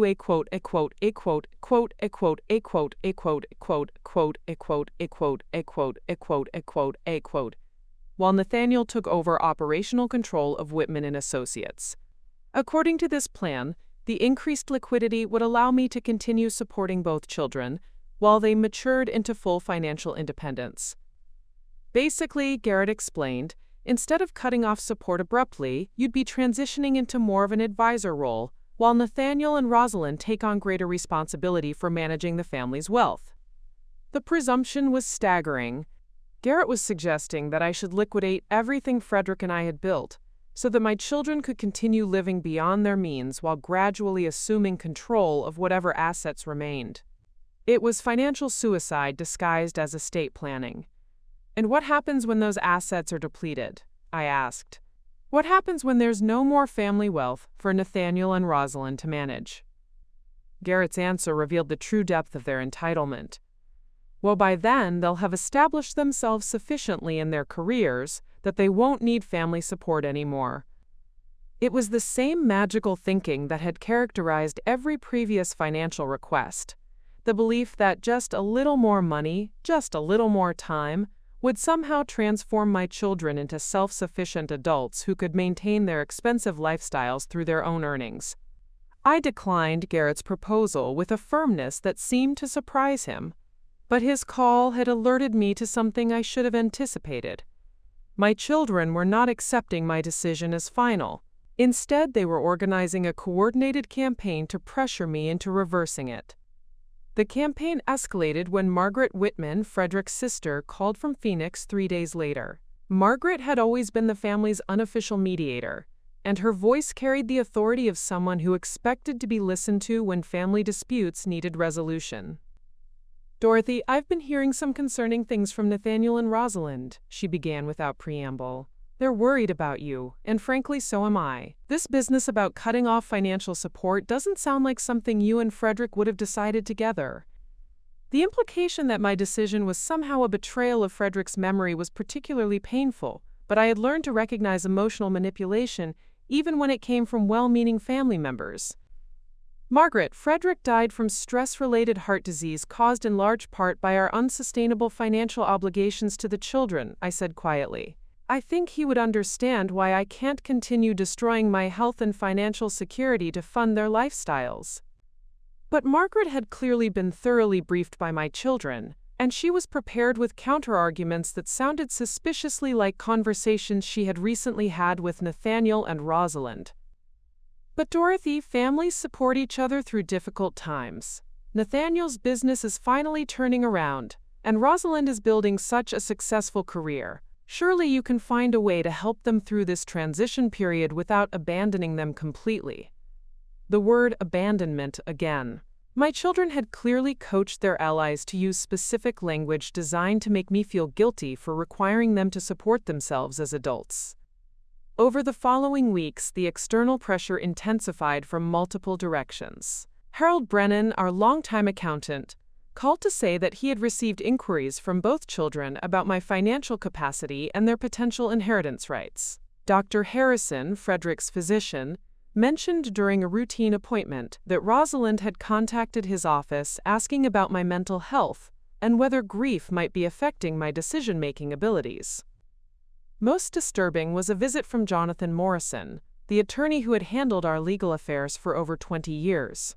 He arrived at my office on a Thursday afternoon with an expression of professional concern that immediately put me on alert. "Dorothy, I've received some unusual requests recently that I think you should know about," he said, settling into the chair across from my desk. "Both Nathaniel and Rosalind have separately contacted me asking about the procedures for having someone declared incompetent to manage their own financial affairs." The words hit me like a physical blow. My children were exploring the possibility of having me declared mentally incompetent so they could gain legal control over my assets and resume their financial support through court-ordered guardianship arrangements. They've asked about what evidence would be required, what medical evaluations might be necessary, and what the timeline would be for such proceedings, Jonathan continued, his distaste for the entire situation evident in his voice. "I told them I couldn't provide legal advice against your interests, but I thought you should be aware of what they're considering." The revelation that my children were willing to challenge my mental competency rather than accept responsibility for their own financial lives was devastating in ways I hadn't anticipated. This wasn't just entitlement or manipulation. This was a fundamental betrayal of the parent-child relationship that went beyond anything I had imagined possible. But Jonathan's visit also brought an unexpected opportunity. As he prepared to leave, he paused and looked at me with the expression of someone who had been wrestling with a difficult decision. "Dorothy, there's something else you should know," he said slowly, "something that might help you understand just how far this situation has deteriorated." He reached into his briefcase and withdrew a folder containing what appeared to be financial documents. 6 months ago, Nathaniel came to see me about setting up a legal framework for borrowing against his future inheritance. He wanted to use his expected inheritance from you and Frederick as collateral for immediate business loans. I stared at the documents, trying to process what Jonathan was telling me. Nathaniel had been attempting to monetize his inheritance expectations, while Frederick and I were still alive, essentially gambling with money he assumed would someday be his.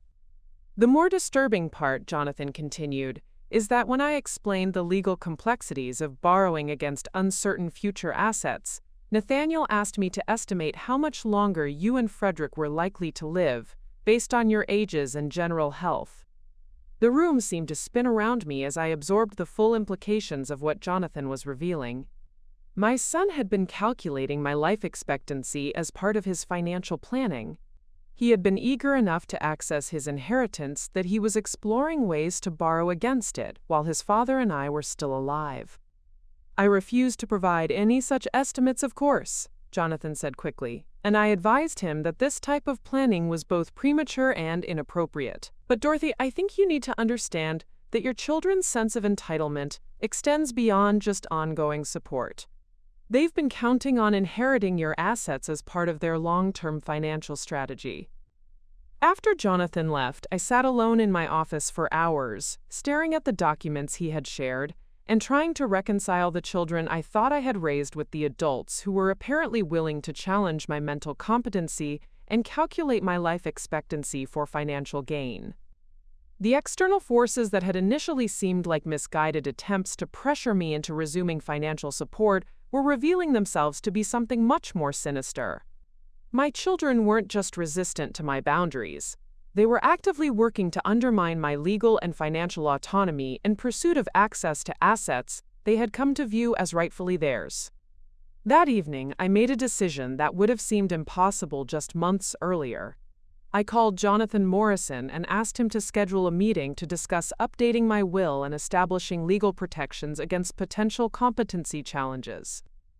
If my children wanted to treat our relationship as a financial transaction rather than a family bond, then I would respond accordingly. And if they were already planning for my death as part of their financial strategy, then perhaps it was time for them to learn exactly what that strategy would yield. The revelations about their true motivations had broken my heart, but they had also freed me from any remaining guilt about protecting myself from children who were apparently willing to sacrifice our relationship entirely in pursuit of money they had never earned. The real battle was just beginning, and I was finally ready to fight it on terms that would protect both my financial security and my dignity. The first serious consequence of my decision to cut off financial support manifested 3 weeks after my meeting with Jonathan Morrison, when Rosalind called from Los Angeles in a state of barely controlled panic. Her voice was high and tight with stress as she delivered news that she clearly expected would force me to reverse my position. "Mom, I've been evicted," she announced without preamble. "The landlord gave me 72 hours to vacate because I'm 3 months behind on rent. I'm calling from a coffee shop because I can't even go back to my apartment. They changed the locks this morning." My first instinct was the familiar surge of maternal concern that had driven so many financial decisions over the years. The image of my daughter homeless in Los Angeles triggered every protective impulse I had developed during her childhood. But Frederick's voice seemed to whisper in my ear, reminding me that this crisis was the direct result of choices Rosalind had made, despite clear warnings about the consequences. "What about your salary from the magazine?" I asked, though I already suspected the answer. "It barely covers my car payment and basic expenses," Rosalind replied, her voice climbing toward hysteria. "I told you that maintaining a professional lifestyle in Los Angeles requires more money than entry-level journalism pays. I've been using credit cards to cover the gap, but now those are maxed out too." The revelation that Rosalind had been accumulating credit card debt while continuing to receive financial support from me was stunning in its fiscal irresponsibility. She had been living beyond even our subsidized means, apparently assuming that her mounting debts would eventually become my problem to solve.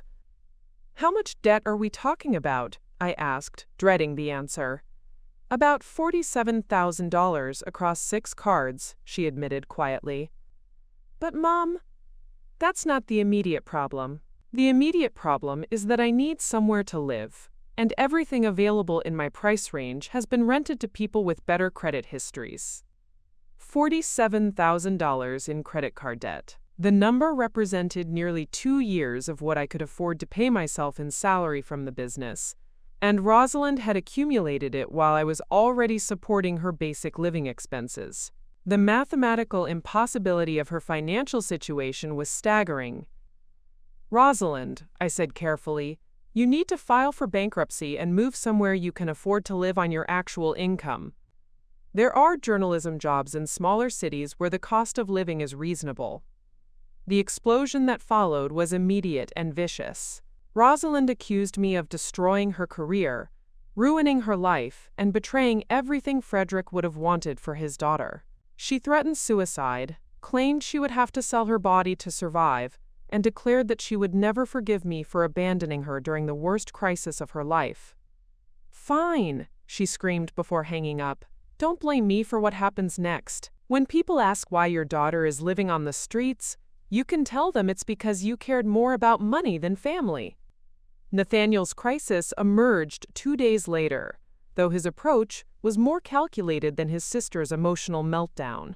He called requesting an emergency business meeting and arrived at my office the following morning dressed in his most expensive suit and carrying a leather portfolio that I suspected was meant to project financial competence. "Mom, I need to discuss a serious situation with the real estate portfolio," he began, settling into the chair across from my desk with the authoritative demeanor of someone delivering a professional consultation. "I've been trying to handle this independently, but circumstances have forced me to request immediate family assistance." The euphemistic language was typical Nathaniel circumstances rather than poor decision-making, family assistance rather than another bailout, serious situation rather than spectacular failure. "What kind of situation?" I asked, though his nervous energy had already told me everything I needed to know. Nathaniel opened his portfolio and withdrew a stack of official-looking documents. "I've received foreclosure notices on all 3 properties," he said, his voice steady despite the magnitude of what he was admitting. "The rental income never materialized the way I projected, maintenance costs exceeded my estimates, and I've been unable to make mortgage payments for the past 6 months."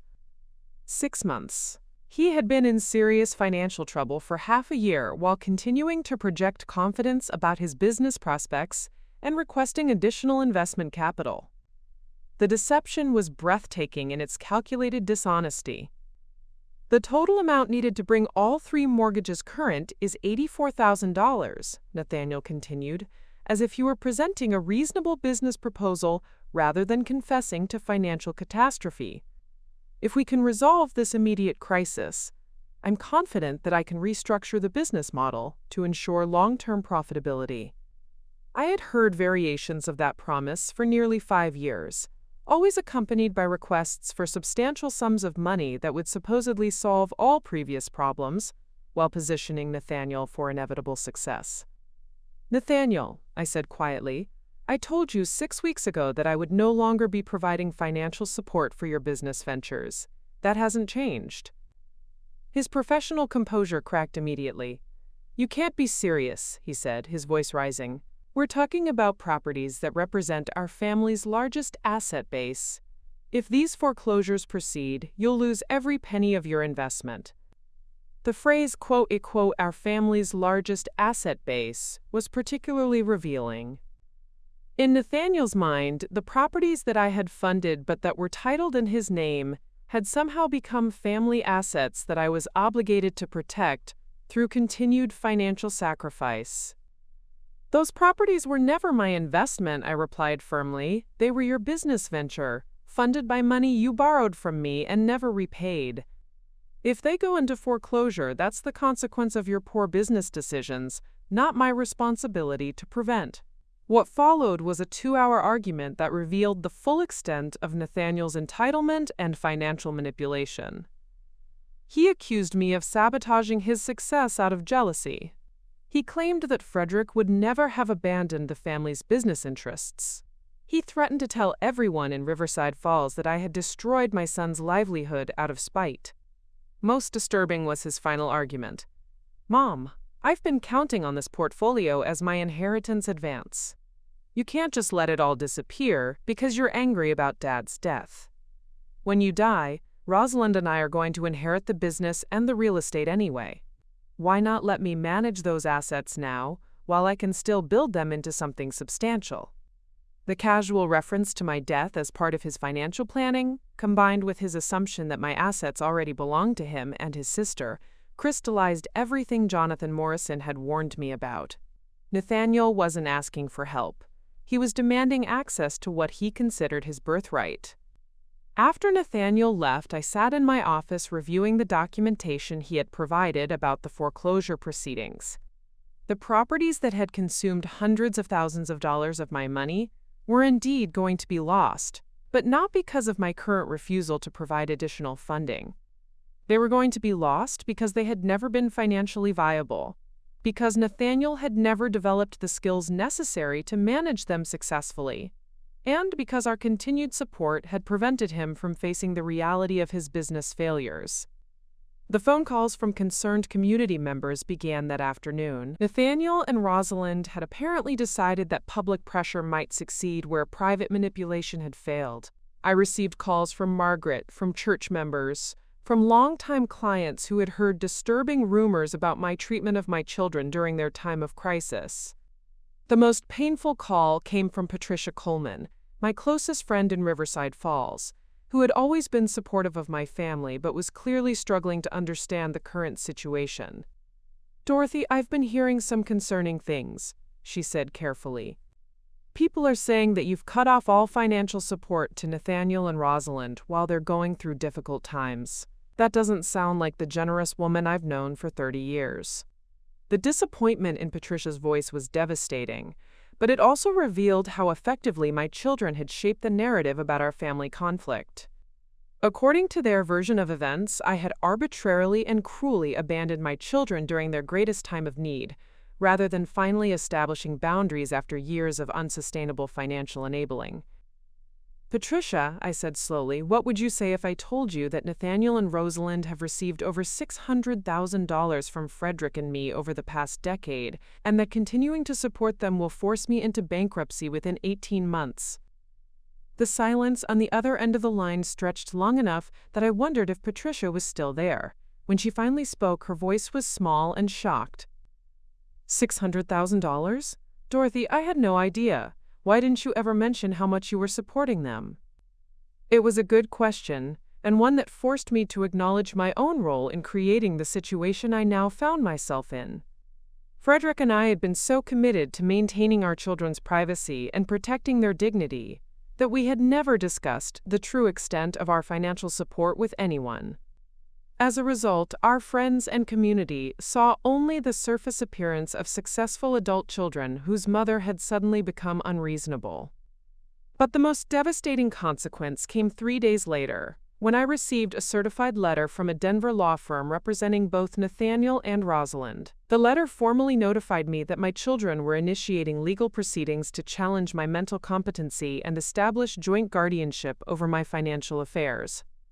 According to the filing, my sudden and irrational decision to withdraw financial support was evidence of diminished capacity likely related to grief-related mental illness that made me unable to make sound financial decisions in the best interests of the family. They were actually doing it. My children were willing to have me declared mentally incompetent rather than accept responsibility for their own financial lives. The betrayal was so complete, so devastating in its implications for our family relationship, that I spent the evening after receiving the letter sitting alone in my kitchen, crying for the children I thought I had raised and the family I thought we had been. But by morning, my tears had transformed into something harder and more determined.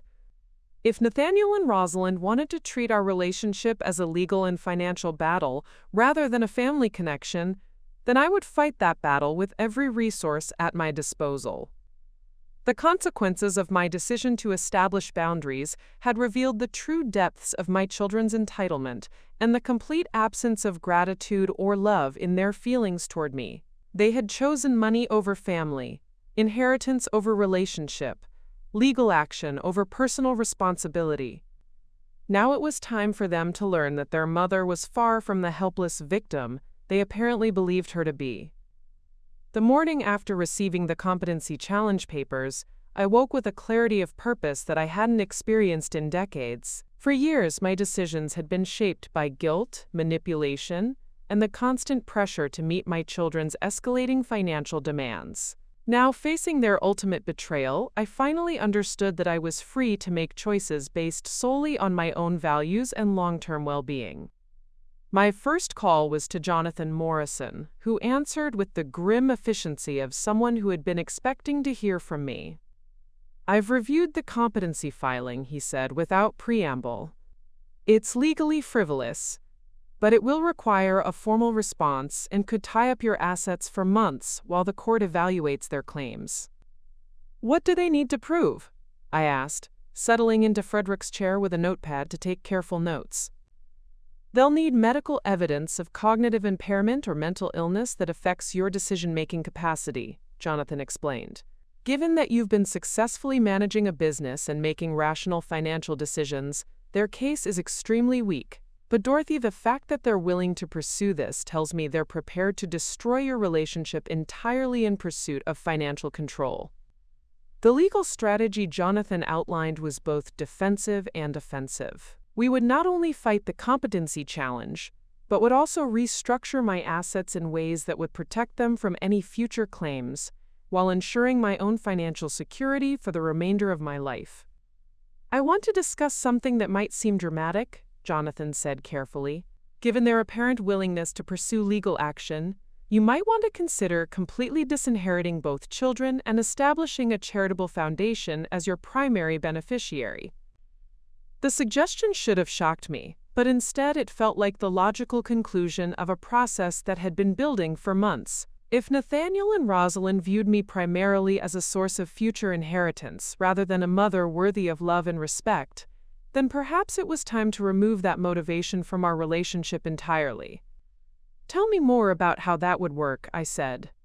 Over the following weeks, as we prepared our response to the competency challenge, I began implementing changes that transformed not just my financial situation, but my entire approach to life. The first step was a comprehensive medical evaluation with Dr. Harrison and 2 independent psychiatrists, documenting my complete mental competency and physical health. The results were so clearly favorable that Jonathan predicted the competency challenge would be dismissed within 60 days.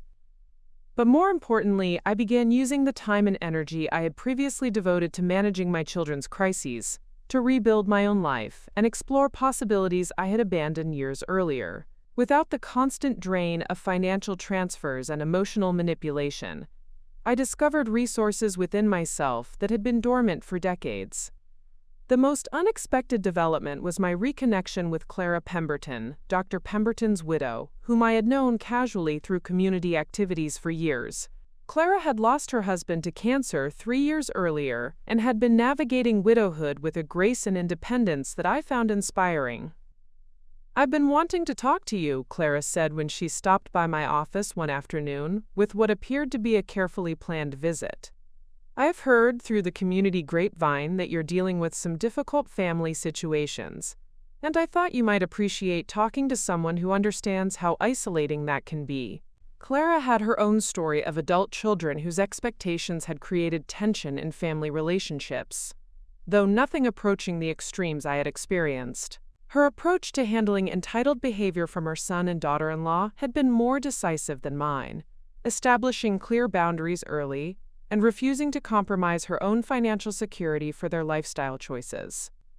"The hardest part," she said as we shared coffee in my kitchen, "was accepting that loving your children doesn't mean sacrificing your own well-being for their comfort. It took me years to understand that enabling their poor decisions wasn't helping them.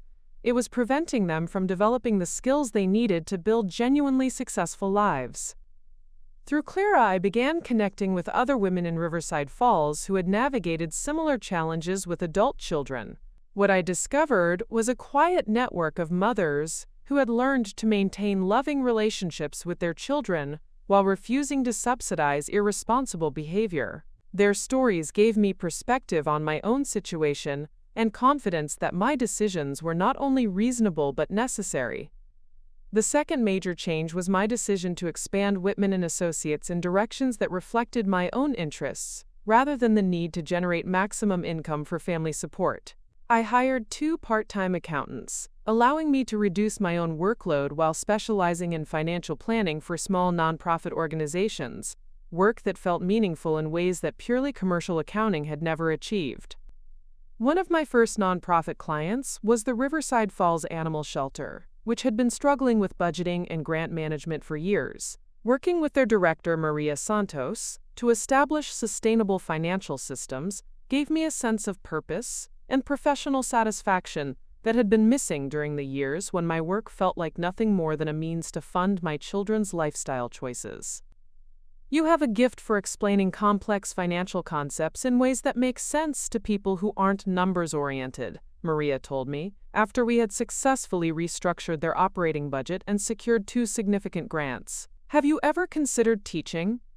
The suggestion planted a seed that grew over the following months. The local community college had been looking for someone to teach basic financial literacy courses for adults, and I found myself increasingly interested in sharing the hard-won wisdom I had accumulated about money management, family boundaries, and the difference between helping and enabling. Meanwhile, the legal battle with my children was proceeding exactly as Jonathan had predicted. Their competency challenge was dismissed after the court-appointed psychiatrist determined that I was not only mentally competent, but demonstrated, quote, "exceptional clarity about complex financial and family dynamics." The judge's written opinion included a pointed observation that the petitioners appear more concerned with accessing the respondent's assets than with her actual well-being. But the dismissal of their legal challenge only intensified Nathaniel and Rosalind's campaign to pressure me through other means. They contacted every mutual friend, family member, and business associate they could identify, spinning increasingly elaborate stories about my supposed mental decline and their victimization by my irrational decisions. The campaign backfired spectacularly when several people they approached for support called me directly to verify the claims they had heard. Patricia Coleman was the first to reach out after being contacted by both children. "Dorothy, I need to apologize," she said during a visit to my home where I had invited her to review my financial records and understand the true scope of the situation. "Nathaniel called yesterday asking me to intervene because you had supposedly become paranoid and were making decisions that would destroy the family's financial future. After seeing these numbers, I understand that you're actually trying to save what's left of your financial future." Similar conversations with other community members gradually shifted public opinion in my favor, particularly after word spread about the competency challenge and its dismissal. The revelation that my children had been willing to have me declared mentally incompetent, rather than support themselves, created a backlash that surprised me with its intensity. "People are talking," Clara mentioned during one of our regular coffee meetings, "not in a gossipy way, but with genuine concern about how your children treated you. Margaret Henderson told me yesterday that she's reconsidering her own financial arrangements with her son after hearing about your situation." The most meaningful validation came from an unexpected source, Emma and Lucas, Rosalind's children, who called me directly despite their parents' instructions to maintain no contact with their grandmother. "Grandma Dorothy, we don't understand what's happening with Mom and Uncle Nathaniel," Emma said during a heartbreaking phone conversation. "They told us you don't love us anymore because you won't help them with money, but that doesn't make sense. You've always been the most generous person we know." Explaining the situation to my grandchildren in age-appropriate terms was one of the most difficult conversations of my life, but it was also liberating to share the truth with family members who could appreciate the difference between love and financial enabling. "We want you to know that we love you no matter what happens with money," Lucas added. "We hope Mom and Uncle Nathaniel figure out that having a grandmother who cares about us is more important than anything else." Their words provided exactly the perspective I needed as I moved forward with the most dramatic decision of my journey: the complete restructuring of my estate to benefit charitable organizations rather than children who had demonstrated that they valued my money more than my relationship. The legal documents were complex, but the concept was simple. The Dorothy Whitman Foundation would inherit the majority of my assets, with a mission to support financial literacy education, small business development assistance for women, and emergency aid for families facing genuine hardship through no fault of their own. Jonathan had prepared the paperwork with meticulous care, ensuring that my children would have no legal grounds to challenge the foundation's establishment or question my mental capacity when making these decisions. "This isn't about punishment," I explained to him during our final meeting to review the documents. "It's about ensuring that my life's work benefits people who will use these resources to build something meaningful rather than fund lifestyles they haven't earned."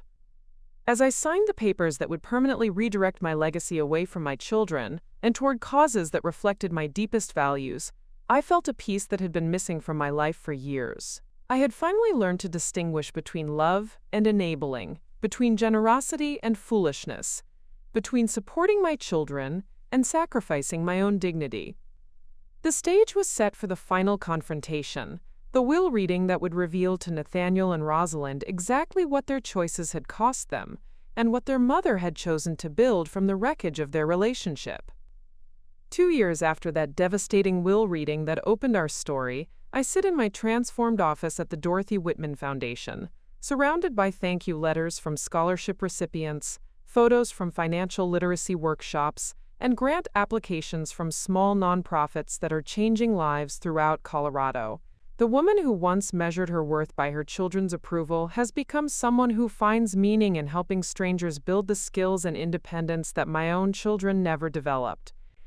The morning of the real will reading, the one where I revealed that I was still very much alive, remains etched in my memory as one of the most painful and liberating moments of my life. Jonathan Morrison had orchestrated the entire event with theatrical precision, including hiring a videographer to document my children's reactions for potential future legal proceedings.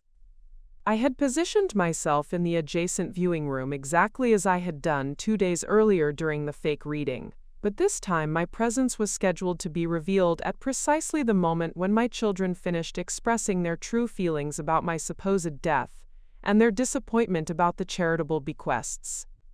The transition from their angry discussion about contesting the will to stunned silence when I walked into the conference room was a moment of pure shock that seemed to suspend time itself. Nathaniel's face went through a series of expressions: confusion, disbelief, recognition, and finally a kind of terror, as he realized that everything he had said about me in the previous hour had been recorded. Rosalind's reaction was more immediate and emotional. She burst into tears, though whether from relief at my being alive or horror at being caught in her deception was impossible to determine. Her first words were, "Mom, thank God you're alive," but her eyes were already calculating, trying to understand what my presence meant for the inheritance situation they had just been discussing. "Surprised to see me?" I asked, settling into the chair at the head of the conference table with a calmness that surprised even me. "I've been listening to your conversation about my death, your disappointment about my charitable bequests, and your plans to contest my will. Quite illuminating." The silence that followed was broken only by the soft whir of the video camera and the distant sound of traffic outside the law office windows. My children were processing not just the shock of my being alive, but the dawning realization that they had been caught expressing their true priorities in the starkest possible terms. Nathaniel recovered his composure first, falling back on the manipulative tactics that had served him throughout our relationship. "Mom, this is incredible," he said, forcing enthusiasm into his voice. "We're so relieved that you're alive. We were just upset, because we thought someone had taken advantage of you, convinced you to leave everything to charity instead of family." The lie was so smooth, so immediately crafted to reframe their previous conversation as concern for my welfare rather than disappointment about their inheritance, that I almost admired the skill involved. Almost. "Nathaniel," I said quietly, "I heard you say that you wished I could see what my selfishness had done to this family. I heard you express anger that I had given away money you felt entitled to inherit. There was no concern for my welfare in anything you said during the past hour." Rosalind attempted her own version of damage control. "We were just in shock, Mom. People say things they don't mean when they're grieving. We thought we had lost you forever, and the will reading just confused us about what had happened." But their explanations rang hollow against the recorded evidence of their actual reactions to my supposed death. They had spent more time discussing the financial implications of my charitable bequests than expressing any genuine sorrow about losing me as a person. "Here's what's going to happen," I continued, drawing on the strength I had developed over the past 2 years of therapy, legal battles, and personal growth. "The will you just heard was indeed genuine, but it was also conditional. I wanted to see how you would react to my death, and to the idea that I had left my estate to charity rather than to you." I paused, watching their faces as they began to understand that this had been a test, one they had failed spectacularly. "Based on what I've observed today, and on your behavior over the past 2 years since I stopped subsidizing your lifestyles, I can see that your relationship with me has always been primarily financial. You've made it clear that you value my money more than my presence in your lives." The formal reading of my actual will took another 30 minutes, during which Jonathan methodically outlined how my estate had been restructured. The Dorothy Whitman Foundation would receive the majority of my assets, including the business, my home, and my investment portfolio. Each of my children would receive a modest inheritance of $50,000, enough to help them get genuinely on their feet if they chose to use it wisely, but not enough to fund the expensive lifestyles they had grown accustomed to subsidizing with my money. My grandchildren, Emma and Lucas, would receive substantial educational trusts that could only be used for college expenses, trade school, or other legitimate educational opportunities. Unlike their parents, they had shown genuine love for me that wasn't contingent on financial benefits. Nathaniel's reaction was immediate and predictable. "This is insane," he said, his voice rising with indignation. $50,000? Mom, that's less than I spent on the real estate portfolio you supposedly supported. You're punishing us for trying to build something substantial with the resources you provided. I'm not punishing you, I replied calmly. I'm finally stopping the pattern of enabling that prevented you from ever learning to support yourselves. The $50,000 is more than most people inherit, and it's more than enough to start building a genuinely independent life if you're willing to live within your means. Rosalind took a different approach, appealing to my emotions with tears and promises of changed behavior. Mom, I know we've made mistakes, but we can do better. If you'll reconsider this decision, I promise we'll show you how grateful we really are. We'll pay back everything you've given us over the years. It was the same promise I had heard dozens of times before, always offered in moments of crisis and forgotten as soon as the immediate pressure was relieved. Rosalind, I said gently, you've had over 20 years of adulthood to show me gratitude and respect. You've had countless opportunities to demonstrate that you valued our relationship for reasons beyond financial support. The evidence suggests that you value my money more than my love, and I've finally accepted that reality. The meeting ended with both of my children storming out of Jonathan's office, making threats about legal challenges and accusations of mental illness that we both knew would go nowhere. The evidence of my competency was too thorough, the documentation of their behavior too comprehensive, and the legal structure of my new will too carefully crafted to be successfully challenged.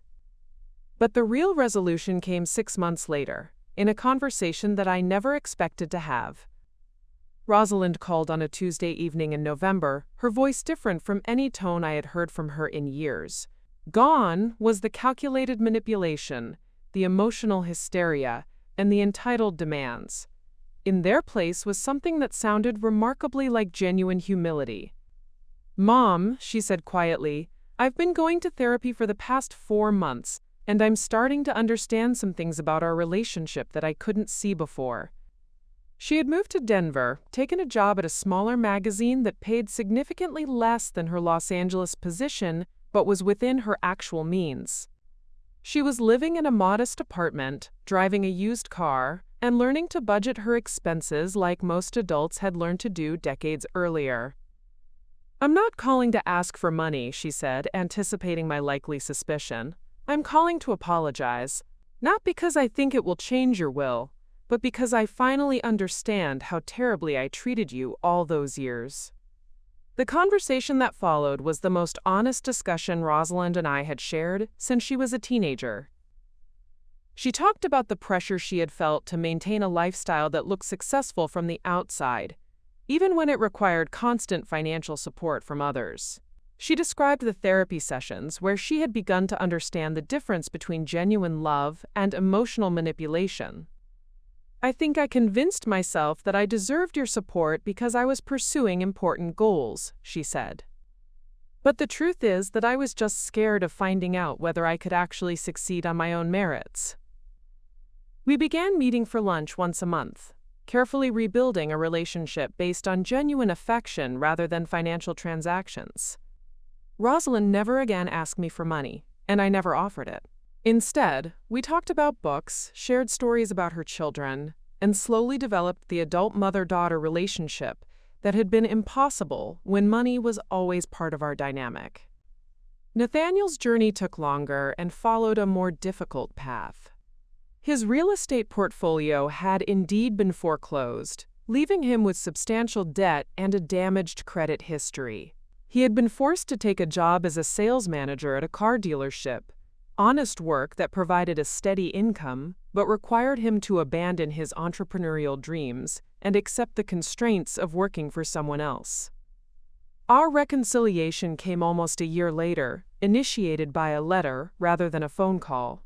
In it, Nathaniel took responsibility for his business failures, acknowledged the financial damage his poor decisions had caused our family, and asked not for money, but for forgiveness.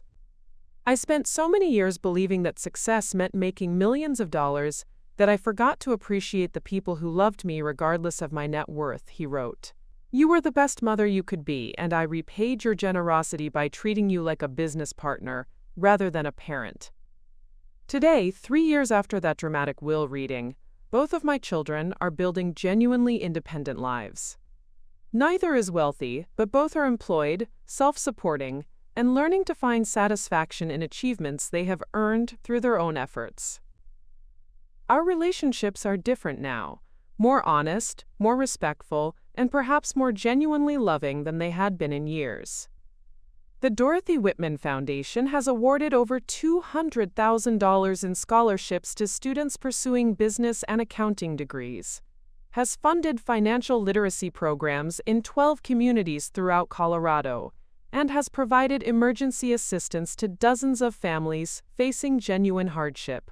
The money that once disappeared into my children's unsustainable lifestyles is now building foundations for people who will use these opportunities to create lasting positive change in their own lives and communities. As I prepare to close the office this evening, I reflect on the journey that brought me to this point.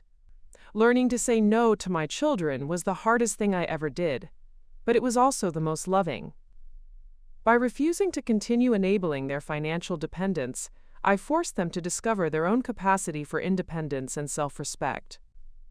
The greatest gift I gave my children wasn't the hundreds of thousands of dollars I spent supporting their expensive dreams. It was the lesson that genuine love doesn't require financial subsidy, that real success comes from living within your means, and that the most valuable inheritance isn't money. It's the knowledge that you are capable of building a meaningful life through your own efforts. Sometimes the most loving thing a parent can do is trust their children enough to let them face the consequences of their choices. Sometimes protecting people from the natural results of their decisions prevents them from developing the wisdom and resilience they need to build genuinely successful lives. I learned that lesson too late to save the money Frederick and I had accumulated over decades of hard work. But I learned it in time to save my children from a lifetime of entitlement, dependency, and the spiritual poverty that comes from never having to earn your own way in the world. That knowledge, and the peace that comes with it, turned out to be worth far more than any inheritance I could have left them. Up next, you've got 2 more standout stories right on your screen. If this one hit the mark, you won't want to pass these up. Just click and check them out.